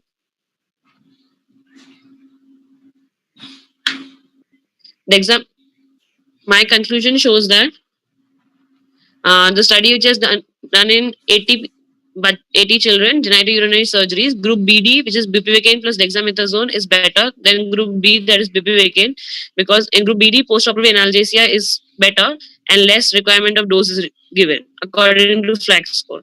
Thank you. What are the complications of caudal epidural in pediatric patients? Ma'am, first is if caudal is given in skin subcu, that it will not go there, so it can cause swelling, hematoma, or it can cause nerve injury. Anything else?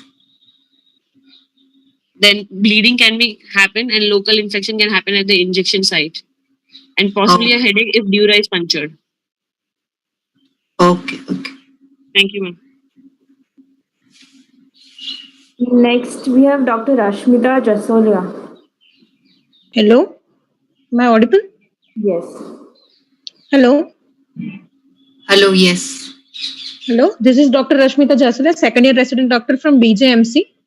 Good afternoon, everybody. My topic is efficacy of low dose IV dexmed for prolongation of analgesia and supraclavicular block. As we all know, it has gained recent popularity in recent year because people having comorbidity are not usually beneficial of giving general anesthesia.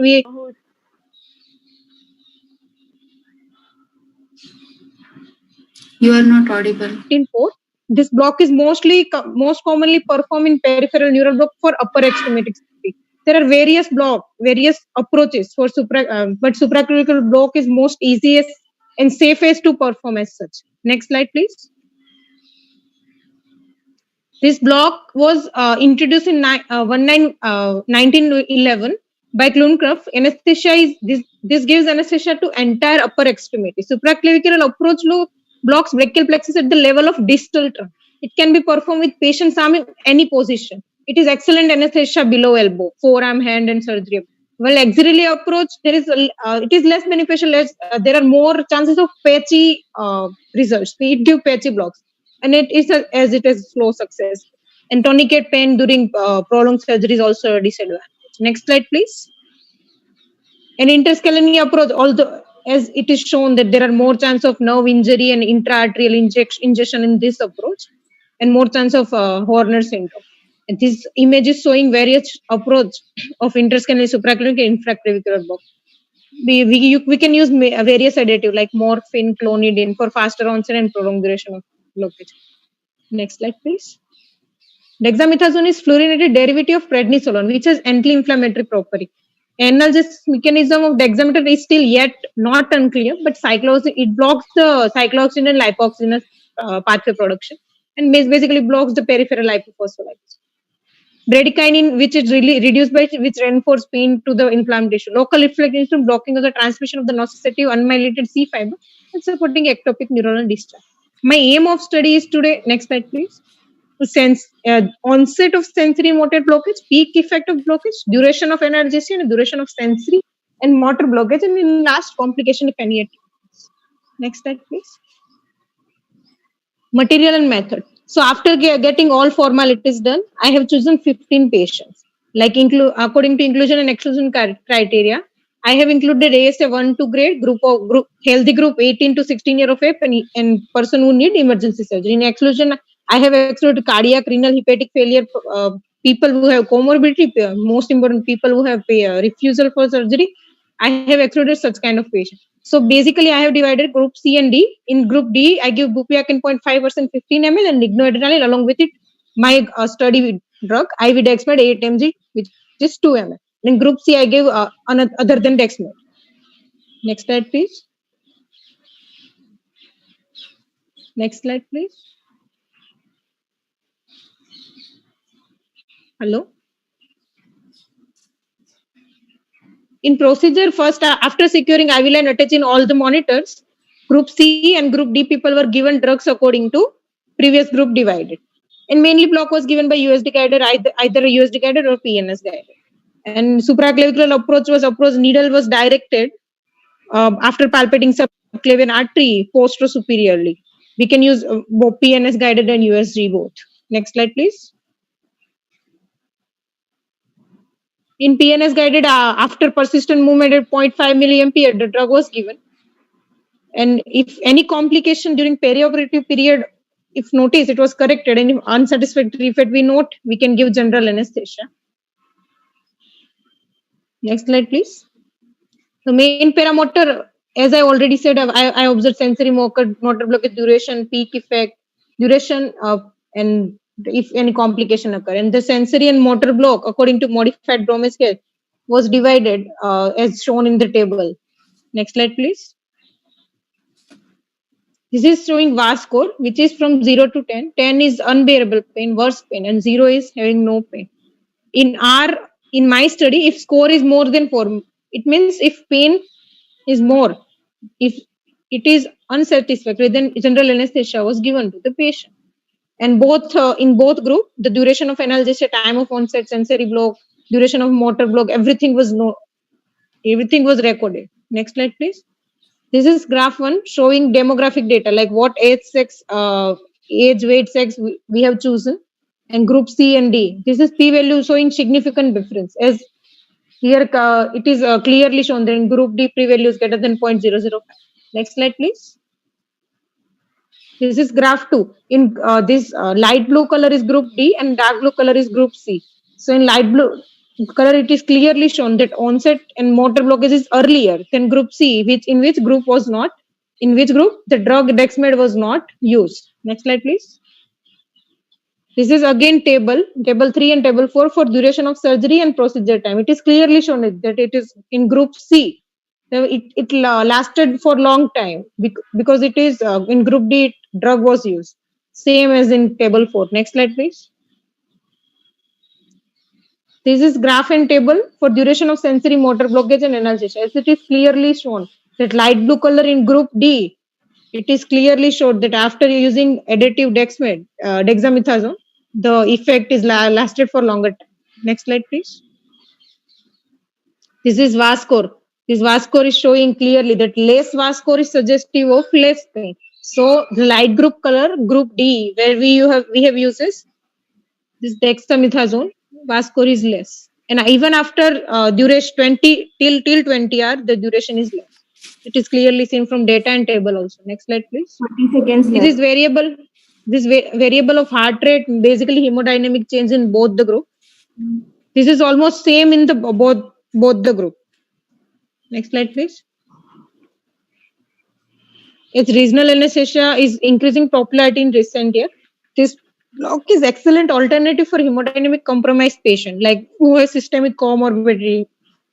Steroid along with local anesthetic is effective and significantly prolong the duration of analgesia as well as producing earlier onset of action. This dexamethasone is 9-alpha derivative of synthetic glucocorticoid, which is highly potent anti-inflammatory potent, like 25 to 30 times more potent than hydrocortisone. Time up. Next slide, please. As this data is showing that in group D, we have used the drug. So mean onset of duration and everything is more than group C, where we have not used the drug. Next slide, please. Next slide, please.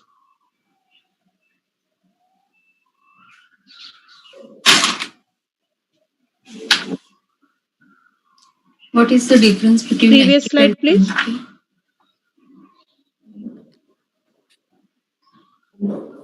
Sorry, time out. Okay. Hello.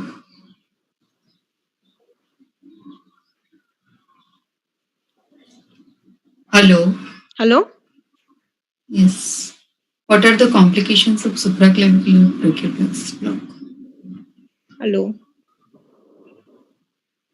Hello.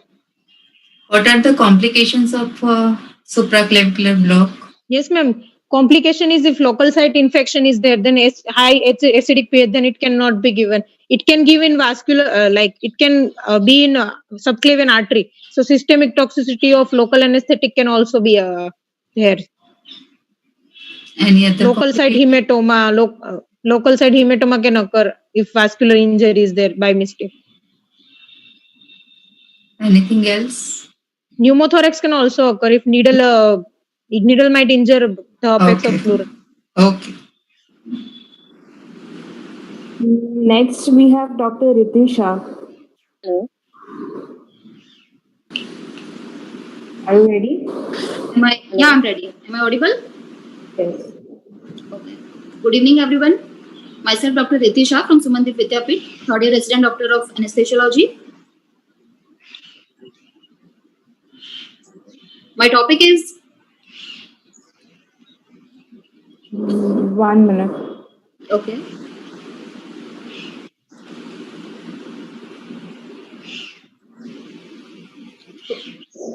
Okay. Can I start? Yes, you can start. Okay. My topic is an observational study on the effect of the dexmedetomidine on a hemodynamic and airway responses during extubation of the trachea following the major surgery under general anesthesia. Next slide, please. Tracheal extubation is the discontinuation of an artificial airway provided when the indications for its placement, like the airway obstruction, protection of the airways, suctioning, ventilatory failure, and the hypoxemia no longer persist. Appropriate use of the sedative, hypnotic, and analgesic agent is an important aspect of balanced anesthetic technique, providing patient comfort and safety during anesthesia. Anesthetic maneuvers like the direct laryngoscopy, tracheal intubation, and the extubation involve the severe sympathetic stimulation as well as the increase the plasma catecholamine levels, which cause the tachycardia, increase the myocardial contractility, and the systemic vascular resistance. Next, please. An appropriate agent or the combination is helpful to alleviate the noxious stimuli, distress, and the anxiety, which may minimize the risk of the adverse side effect during the extubation. But for a perfect extubation, there should be no movement, no straining, no coughing, no breath holding, or no laryngospasm. Various agents like the lignocaine, opioid, esmolol, calcium channel blocker, magnesium sulfate, and the propofol have been shown to be stop the adverse responses, but they all have the limitation and the side effects. Dexmedetomidine is a potent and highly selective alpha-2 adrenoreceptor agonist with a sympathetolytic, sedative, amnestic, and analgesic property. Dexmedetomidine depresses the gag reflex and improves the tracheal tolerance when compared with the other sedatives. We designed this observational comparative study to determine the effect of dexmedetomidine IV infusion given before the extubation for the effective attenuation of the hemodynamic and airway responses to the tracheal extubation. Aim of my study is to evaluate the effect of the dexmedetomidine on a hemodynamic and airway response during the extubation. Objective to observe and compare the effect of the dexmedetomidine with a normal saline on a hemodynamic, heart rate, and blood pressure responses during the extubation. To evaluate and compare the airway responses based on the frequency of the cupping immediately after the extubation using 5-point rating scale, which is extubation quality score, to observe for any complications. Next, please. Material and methodology. After the ethical committee approval and a written informed consent was taken from the patient, pre-anesthetic checkup was done and a detailed history and clinical examination, physical examination was done and a routine investigation was done. We divide the patient into two groups, Group A and Group B. Group A patient received injection dexmedetomidine 0.5 microgram per kg IV infusion in 100 ml NS over 15 minutes before the extubation, while in Group B, 100 ml NS IV infusion over 15 minutes before the extubation given. For inclusion criteria, patient's willingness to give the informed consent, either gender, age group of the 18 to 65 years, elective major surgery of more than 1 hour duration, ASA 1 and 2 patient, Malampatti classification, Malampatti airway class 1 and 2. For extubation criteria, usual ASA 3 and 4, BMI more than 35, with bradycardia or any hypotension on medication that affect the heart rate and blood pressure, pregnant and lactating mothers, Malampatti airway class 3 and 4, and history of the obstructive sleep apnea. Next, please. We advise patient the NBM for the 6 hours. Then after shipping the patient in the OT, multipara monitor was attached and the baseline vitals are noted. IV line was secured. Patient were pre-medicated with the injection glycopyrrolate 0.004 mg per kg IV, injection ondansetron 0.1 mg per kg, injection midazolam 0.05 mg per kg, injection tramadol 1 to 2 mg per kg IV. All the patients were pre-oxygenated for the 5 minutes with the 100% oxygen. Induction was done with the injection propofol 2 to 3 mg per kg IV and injection succinylcholine 1 to 2 mg per kg. Intubation was done by the direct laryngoscopy using the appropriate sized cupped endotracheal tube. Patient was attached to the breathing circuit of the anesthesia machine and checking the bilateral air entry, the tube was fixed. Maintenance with the isoflurane and with the O2 and N2O 50-50%. Injection atracurium with a loading dose of 0.5 mg per kg and the maintenance dose is 0.1 mg per kg as needed till the end of the surgery. After 15 minutes, about 15 minutes before the estimated time of the end of the surgery, patient received the study drug according to the randomization. Heart rate, systolic BP, diastolic BP were recorded at the baseline at the start of the infusion of the drug, 3 minutes after, 5 minutes after the infusion, 10 minutes after infusion, and 15 minutes after the infusion of the drug. Reversal was done with the injection glycopyrrolate 0.008 mg per kg IV and the injection neostigmine 0.05 mg per kg IV. When the patient's spontaneous respiration was considered as adequate and the patient were able to obey the verbal commands, trachea was extubated after suctioning of the throat. Heart rate, systolic BP, diastolic BP, are recorded at the time of the extubation, 3 minutes after extubation, 5 minutes after extubation, and 10 minutes after extubation. Next slide, please. Occurrence of the event like the laryngospasm, bronchospasm, fall in a saturation, bradycardia, or the hypotension were recorded. Airway responses was evaluated based on the frequency of the coughing immediately after the extubation using 5-point rating scale, which is the extubation quality score. Number one, there is no coughing. 2, smooth extubation with a minimal coughing 1 or 2 times. 3, moderate coughing. 4, severe coughing. And 5, poor extubation and very uncomfortable. There is a laryngospasm or coughing and more than 10 times. Next, please. Observation and result. The distribution of the patient with respect to the age and weight was statistically not significant in both the groups. Table shows the mean heart rate at the different time interval in both the group. Next, please. From the graph, we can see that the mean heart rate at the time of the extubation in a group A and group B, there was highly significant differences in both the group. Next slide, please. Table shows the change in the mean systolic blood pressure at the different time interval in both the groups. Next, please. From the graph, we can see that the highly significant differences in systolic BP observed between the group A and group B at the time of the extubation. Next, please. Graph shows the mean diastolic BP at the different time of the intervals. Next, please. From the graph, we can say that in a group A and group B, there is a highly significant differences was observed in a group A and group B at the time of the extubation and thereafter. 30 seconds left. Okay, extubation quality score is given. Next, please. We observe a significant difference in the quality of the extubation between the two groups. In group A, 21% patient extubated smoothly with a minimal coughing, wherein only 2 patients were extubated smoothly with the extubation quality score 2 in a group B. Moderate coughing with the extubation quality score 3. Discussion. Recovering from the anesthesia often result rise in a catecholamine concentration after anesthetic withdrawal, which is further aggravated by the laryngeal stimulation done at the time of the tracheal extubation. Complication at the extubation include the tachycardia, hypertension, dysarrhythmia, coughing, laryngospasm, bronchospasm, impaired laryngeal function, pulmonary aspiration, and hypotension. Dexmedetomidine is activate the receptor in the medullary center, decreasing the norepinephrine turnover and reduce the central sympathetic outflow, result in a alteration in the sympathetic function and decrease the heart rate. Next, please.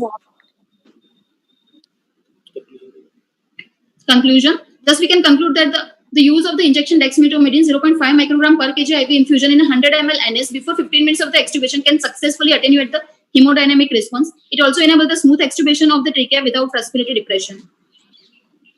Thank you. What was the method of calculation of data in your study? Ma'am, student t-test. Okay. And what are the criteria for extubation? Ma'am, neck holding, obey verbal commands, gag reflex, eye opening. Okay. Okay. We have Dr. Saida Majpurwala. Are you ready? Yes, I'm ready. I'm audible? Yes.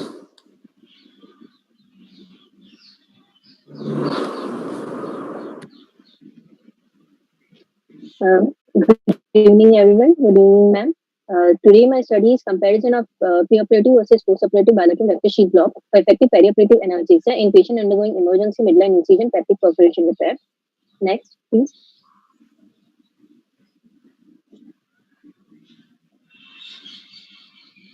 Next slide, please.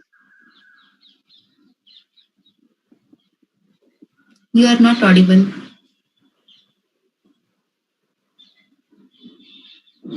Hello, am I audible? Okay.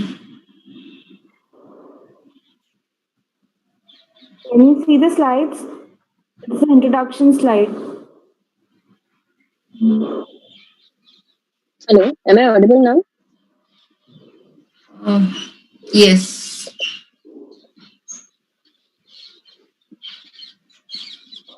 You can go ahead. Hello. Hello.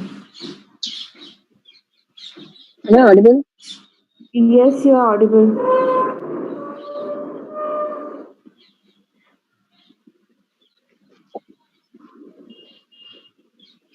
Hello.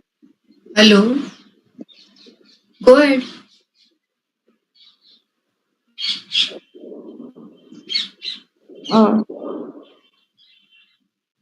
We can take Dr. Saida's presentation at the end. We can proceed with the next one. Will that be okay? Hello, am I audible? Yes, you are audible. Sorry. So my introduction, preemptive analgesia. It is a treatment that is initiated before the surgical procedure in order to reduce the sensitization of peripheral and central pain pathways evoked by tissue damage. The available methods are we can use parenteral or oral NSAID, sublingual or intravenous IV opioids, parenteral NMDA receptor antagonist, local anesthetic as neuroaxial administration or peripheral blocks, wound infiltration or intraperitoneal instillation, and also systemic antiepileptics like GABA and all are also useful. Significant pain experienced by the patient after any upper abdominal surgery is derived from the abdominal wall incision, which has a considerable negative effect on the patient's immunity. Next. In our study, we have used rector sheet block as a preemptive analgesia. Slide before this. Can I get the third slide? You are not audible. Can I get the third slide? Rector sheet block. Rector sheet block was first described by Schleich in 1899 to provide perioperative relaxation of anti-abdominal wall from intra-abdominal surgery. Rector sheet block conducted with general anesthesia can reduce opioid use and post-operative pain. Local anesthetic drug injected via RSB block the ventral rami of the 7th to 12th intercostal nerve, thus anesthetizing the middle portion of the anterior abdominal wall from xiphoid process to the symphysis pubis in adults and providing an analgesic effect in the area. In the present study, we have hypothesized that preoperative RSB may decrease the intraoperative analgesic requirement and also lessen the deleterious impact of the intraoperative and early postoperative noxious input, thus providing adequate preemptive analgesia. Next, please.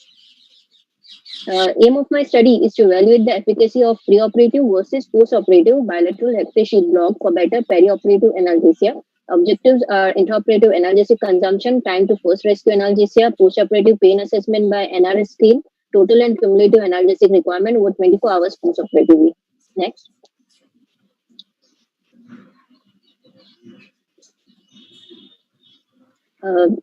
A rectal sheet block was given by loss of resistance technique. Under sterile aseptic precaution, a 22-gauge short beaver needle was inserted at 3 to 5 centimeter above the umbilicus, medial to the lateral border of the rectus abdominis. The anterior rectal sheet was identified by moving the needle from side to side with a back and forth motion while advancing the needle until it was felt to scratch the sheet, posterior sheet. The needle was then advanced until the resistance of the posterior layer of the rectal sheet was felt and the drug was injected after a negative aspiration test. The time for rectal sheet block was noted.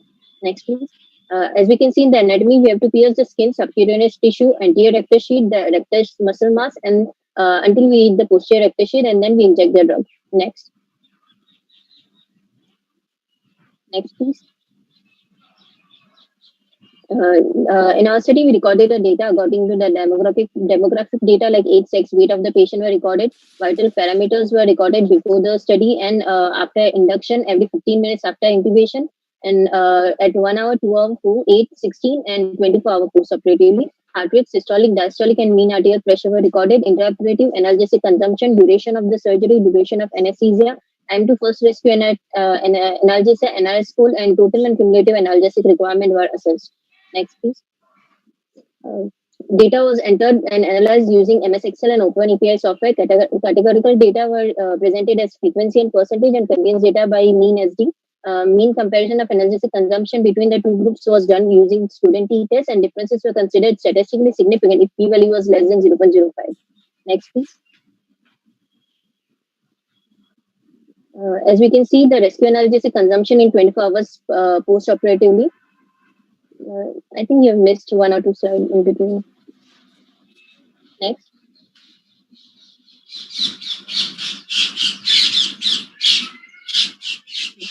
The demographic data is shown in the figure. The patient demographic data like age, weight, preoperative vitals, and were comparable in both the groups 1 and 2. The duration of the surgery and anesthesia were not significantly different between the two groups. Next, please. The intraoperative analgesic requirement, the pre-rectal sheet block group had significantly lower intraoperative fentanyl consumption, that is 177.15 microgram. Then the post-RSB group, that is 339.5 microgram, and the p-value is less than 0.05, which was statistically significant. Compared with the post-RSBS group, group 2, The pre-rectus sheet block group 1 had no significant changes in the vital signs related to the skin incision. Next, please.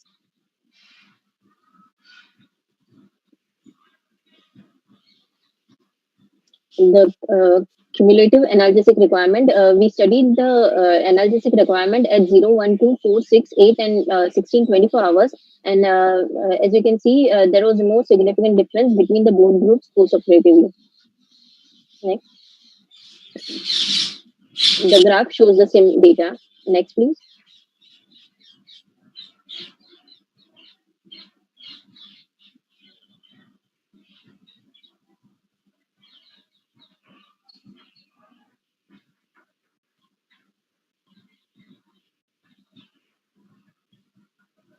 Next, please.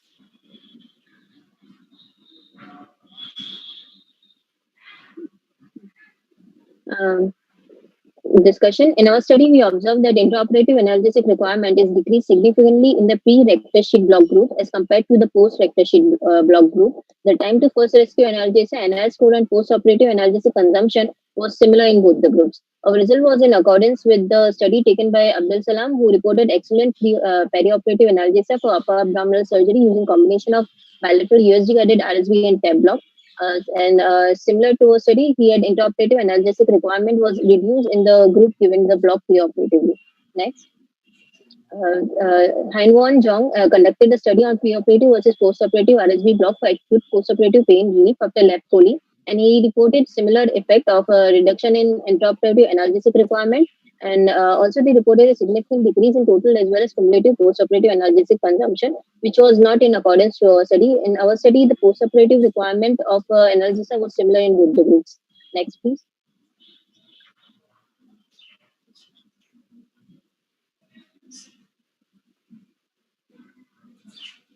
We concluded that, can you get the conclusion? We concluded that preoperative rectus sheet block provide good intraoperative analgesia, but there is no significant change in postoperative analgesia total as well as cumulative when compared to the postoperative rectus sheet block.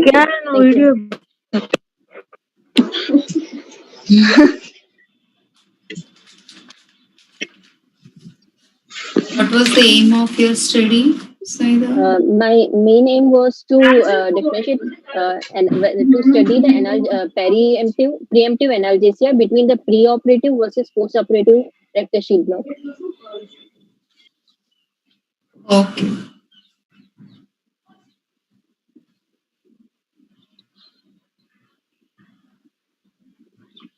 Next one.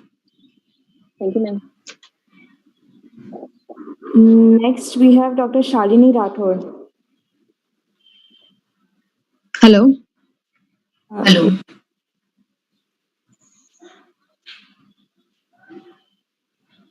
Hello. Yes. Good evening, ma'am. Good evening. Myself, Dr. Shalini Rathod. I'm third-year resident at BJMC IKDRC. I'm presenting a paper with the use of ultrasonography for pre-op airway assessment. Next slide.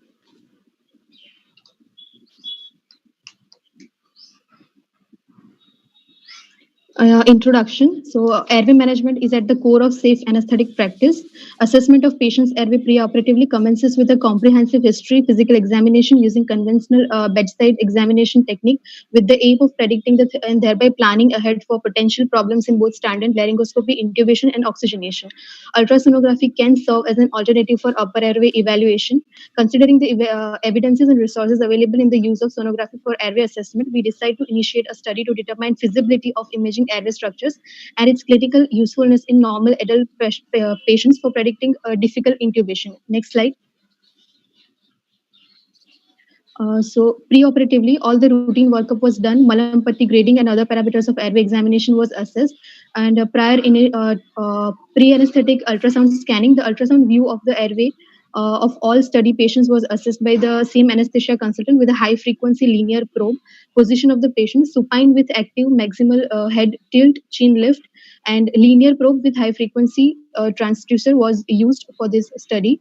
Probe was placed in a submandibular area in the midline, and the probe was next slide.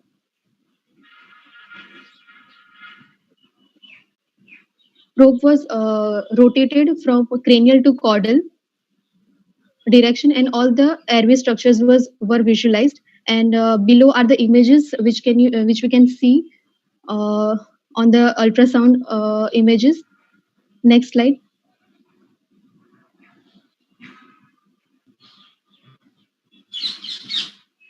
Okay, so after visualizing all the structures on the ultrasound, the window which depicted simultaneous visualization of the epiglottis and the posterior most part of the vocal cords with arytenoids was observed, and the following parameters were measured: that is, distance from the epiglottis to the vocal cord, then depth of the pre-epiglottic space, and the ratio of pre-epiglottic space to epiglottis to vocal cord distance. Next slide.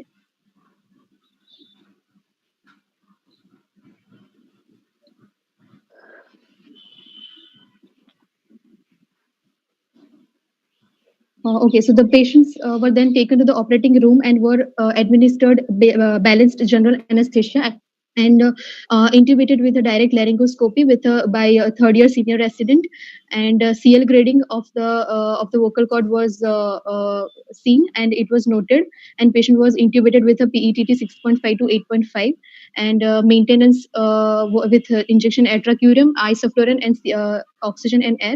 And at the end of surgery, patients were extubated after reversal of the neuromuscular blockage. Next slide.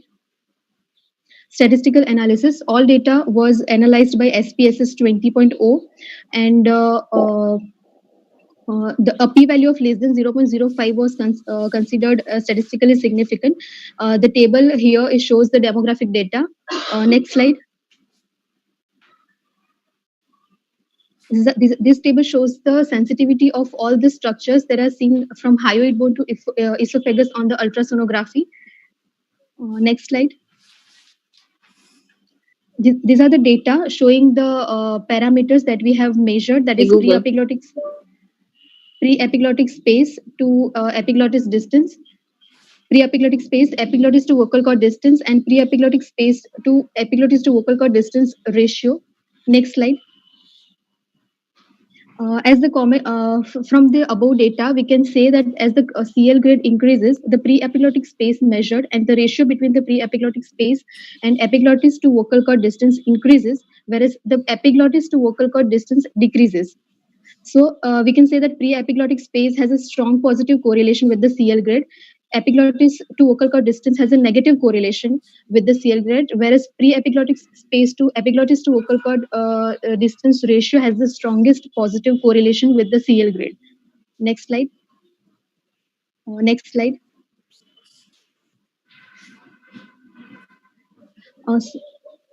Okay, so a wide variety of scoring systems based on the multifactorial analysis have been devised for preoperative airway assessment and prediction of difficult airway. One such example is the Lamon law for difficult intubation.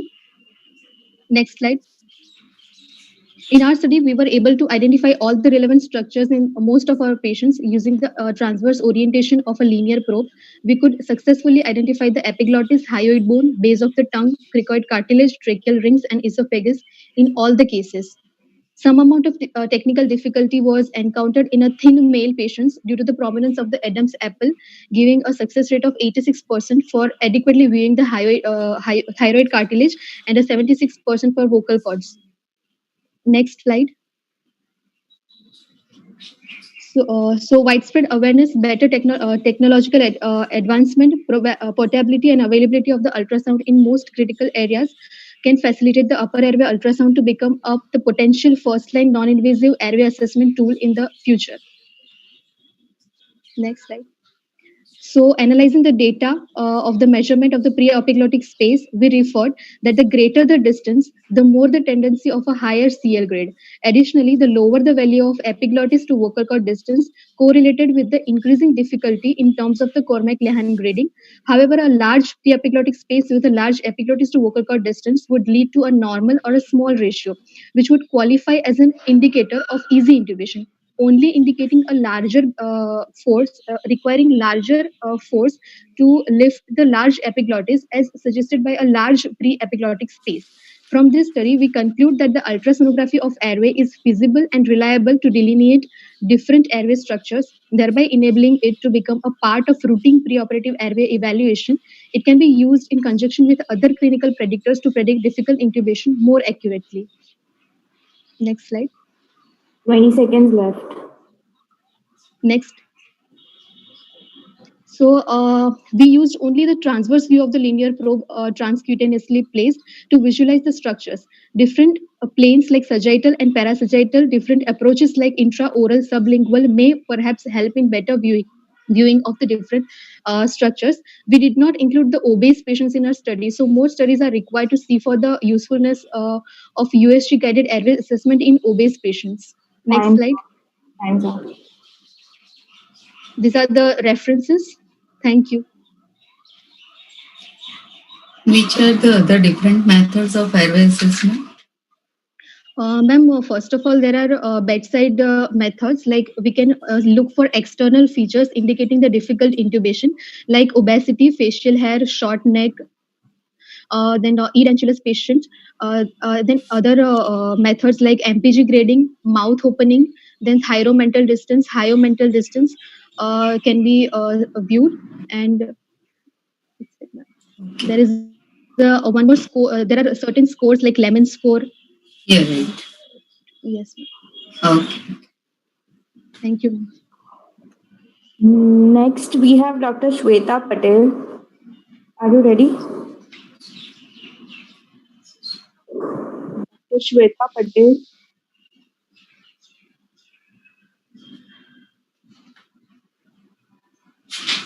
Dr. Shweta Patel, are you there? Yes, I'm audible.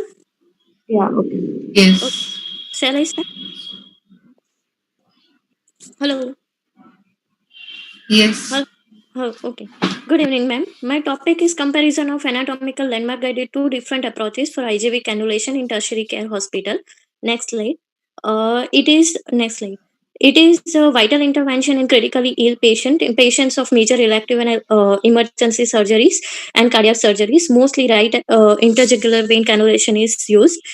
Indications of IJV cannulations are continuous hemodynamic monitoring, administration of drugs likely to induce phlebitis, to administer vasopressor and volume expanders in hypotensive and hypovolemic patients, edematous patients who have no peripheral veins, extensive burn patients, for total parenteral nutrition, for hemodialysis. Next slide. There are two approaches, anterior and posterior. Mostly anterior approach is used due to easy identification of landmarks, palpation of carotid arteries, but there are disadvantages of carotid artery puncture, hematoma, and pneumothorax. This study how to compare both approaches of IJV cannulation in terms of ease of insertion, time of insertion, number of attempts, ease of threading, number of complications, and outcomes.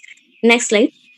We are divided two groups. Group 1 in which we used anterior approach, and group 2 in which we used posterior approach.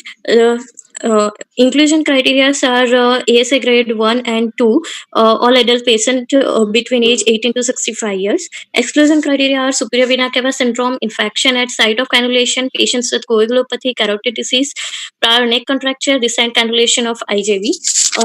In both procedure, anterior and posterior approach, first after preparation of skin, we use 2% lignocaine local anesthesia injected. In anterior approach, at 30 degree we use the needle between two head of apex, mid of two sternocleidomastoid and inferiorly clavicle towards ipsilateral side of nipple. Two tissue pops are felt, paravertebral fascia and second is vein wall. This is Seldinger technique. In posterior approach, EJV cross posterolateral border of sternocleidomastoid. From there, we lift the muscle and needle 30 degree enter towards the suprasternal notch. Next, parameters observed during procedures are number of attempts to identify vein, time for cannulation, ease of threading, carotid artery puncture, and hematoma. Parameters observed post-procedure pneumothorax, hemothorax, catheter displacement, thrombophlebitis. This is statistical analysis.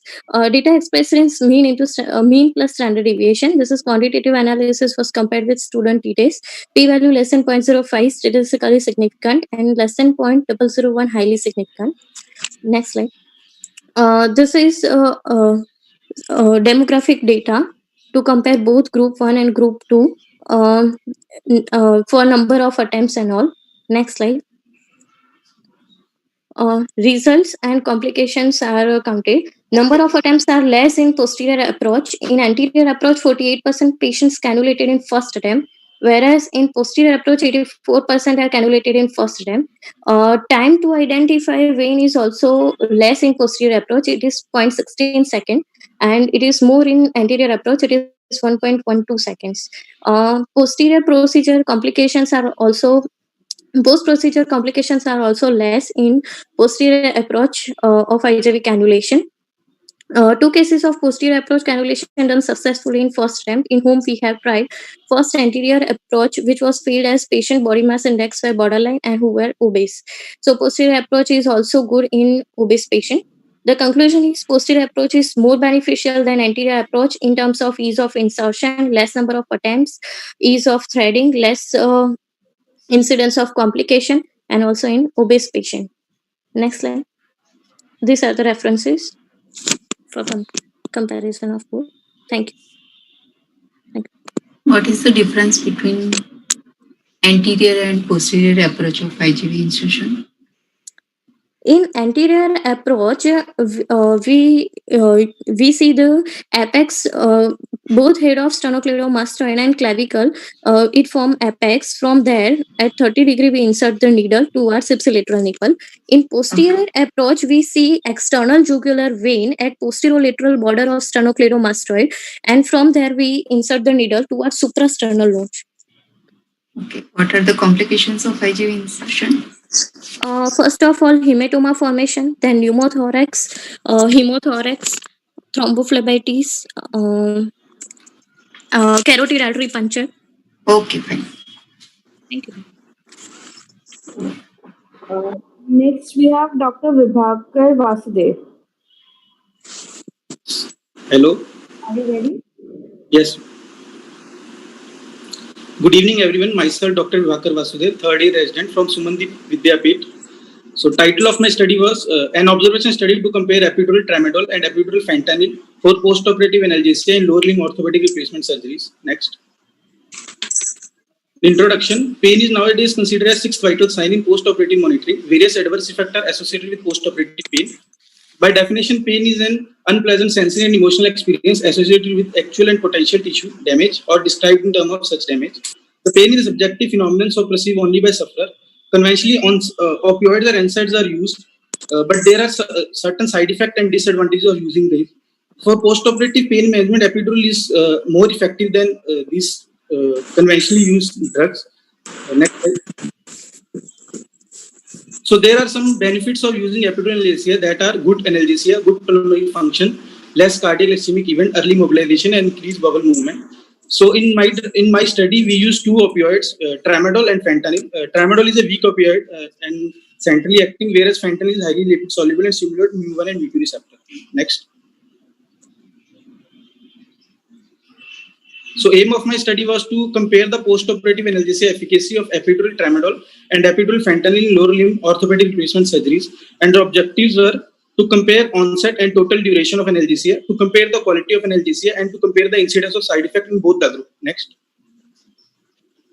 In material and methodology, after approval from Institutional Ethical Committee, 58 patients were selected and they were divided into two equal groups randomly, and whole procedure were explained to them and consent was taken.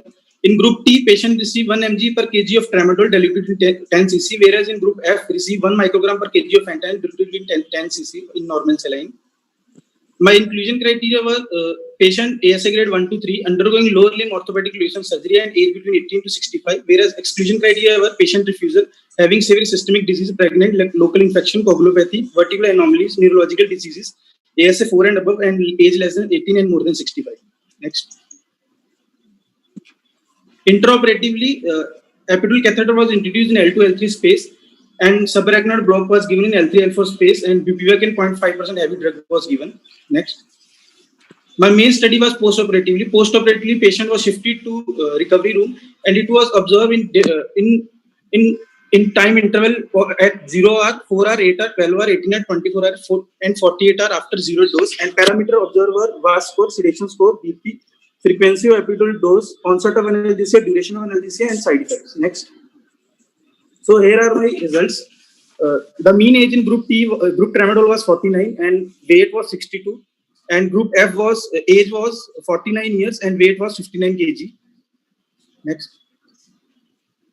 So onset of analgesia in group T, the range is between 9 to 18 minutes and mean time was 12.47 minutes, and group F was 3 to 10 minutes and the mean was 6.15 minutes. Next. Quality of analgesia was checked by VAS score. In this graph, we can see that VAS of fentanyl was significantly lower throughout the study. This graph represents the quality of analgesia, and it was better in group fentanyl. Next. Duration of analgesia. Duration of analgesia in group tramadol was 8 hours and range was between 6 to 12 hours, and group fentanyl, the mean was 5.4 hours and the range was 4 to 8 hours. Approved top-up requirement are noted, and it was noted that top-up requirement in group fentanyl was higher with respect to group tramadol throughout the study. Next. Here is the number of top-up required per patient in 48 hours. Here we can see that top-up required in group fentanyl was between 3 to 6, and whereas in fentanyl it was higher between 4 to 9 throughout the study in 48 hours. Next. This is representation of top-up requirement in both the patients. Red for fentanyl and blue for tramadol. Next. Sedation score was calculated. It was noted that sedation score 2 in 97.8% patient and sedation score 3 in 2.2% patient in group tramadol, whereas 86.5% and 13 is 2 and 13.5% is 3 in group fentanyl. Next. Side effect in both the group, vomiting and nausea was noted, whereas nausea vomiting, incidence of nausea and vomiting was higher in group tramadol, and pruritus was noticed only in group fentanyl. Next. So in dissection, orthopedic procedure is one of the most painful procedures. A combined spinal plus epidural technique can be used where catheter is kept in situ for postoperative analgesia. In our study, we compared two drugs and p-value was calculated. First is for time of onset of analgesia. P-value calculated was statistically significant between the group. Onset of analgesia was faster in fentanyl. Duration of analgesia, it was statistically significant. Duration was higher in drug tramadol. Next. VAS score calculated was lower in group fentanyl. It was statistically significant throughout the study, and we noted that the top-up requirement of group fentanyl was higher with respect to group tramadol because of its lower duration of action, and sedation score was slightly higher in group fentanyl, but it was comparable. P-value was insignificant. None of the patients require any medical treatment. Next. So, from my study, we can conclude that fentanyl is having better quality of analgesia, early onset of analgesia as compared to drug tramadol, but due to its shorter duration of action, fentanyl frequency of top-up required is high, and sedation score in both the group was comparable, but slightly higher sedation in some patients in group fentanyl. Whereas, come to side effect, there are nausea and vomiting are present in both the group. Nausea and vomiting are higher in group tramadol, but pruritus is seen only in fentanyl group. Next. These are my references. Thank you. Which are other different methods of pain relief, post-operative pain relief? Actually, pain relief, spinal itself is a. If we give spinal relief itself act as a it can use a post-operative analgesia. We can add adjuvant for longer duration of post-operative analgesia. Second is we can give IV drugs, IV NSAIDs and opioids can be given, and patient control analgesia (PCA) can be given. Continuous infusion can be started in epidural catheter. These are some other methods. Okay.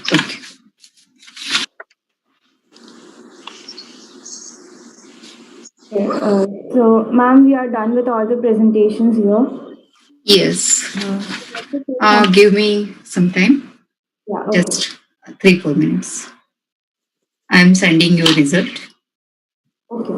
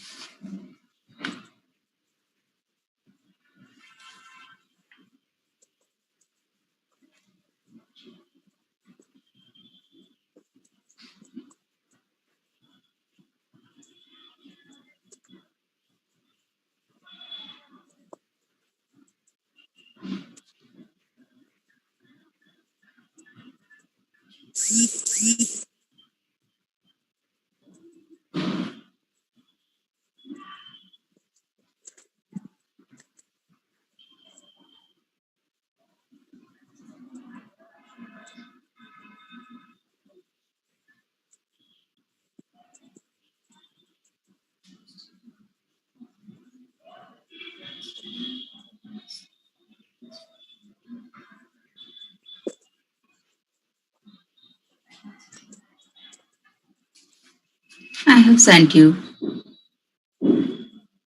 Okay, ma'am. So should I announce right now or should I WhatsApp it? Whatever is feasible to you. Doesn't matter to me. I'll announce it right here. First position goes to Kinjal Solanki. Second goes to Shweta Patel. And third goes to Farista Begu. Congratulations to all. Thank you, ma'am. Thank you. Thank you, Dr. Manoj Ramani, ma'am, for being with us today. Thank you.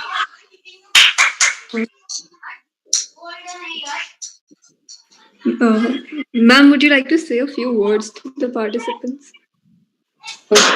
All participants have done very nicely, but some comparison has to be done, and according to that, I congratulate all the winners and wish you all the best for your future. Thank you.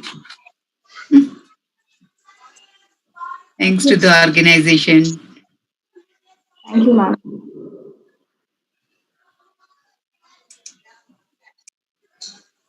Okay, so we conclude the paper presentations here.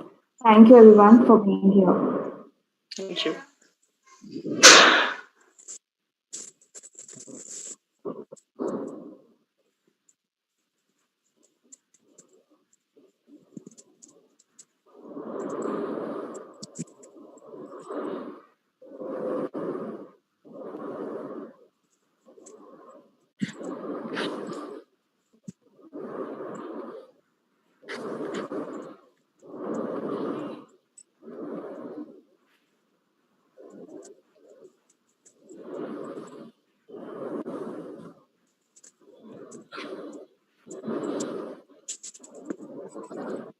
All the winners and wish you all the best for your future. Thank you. Thanks to the organization. Thank you, ma'am.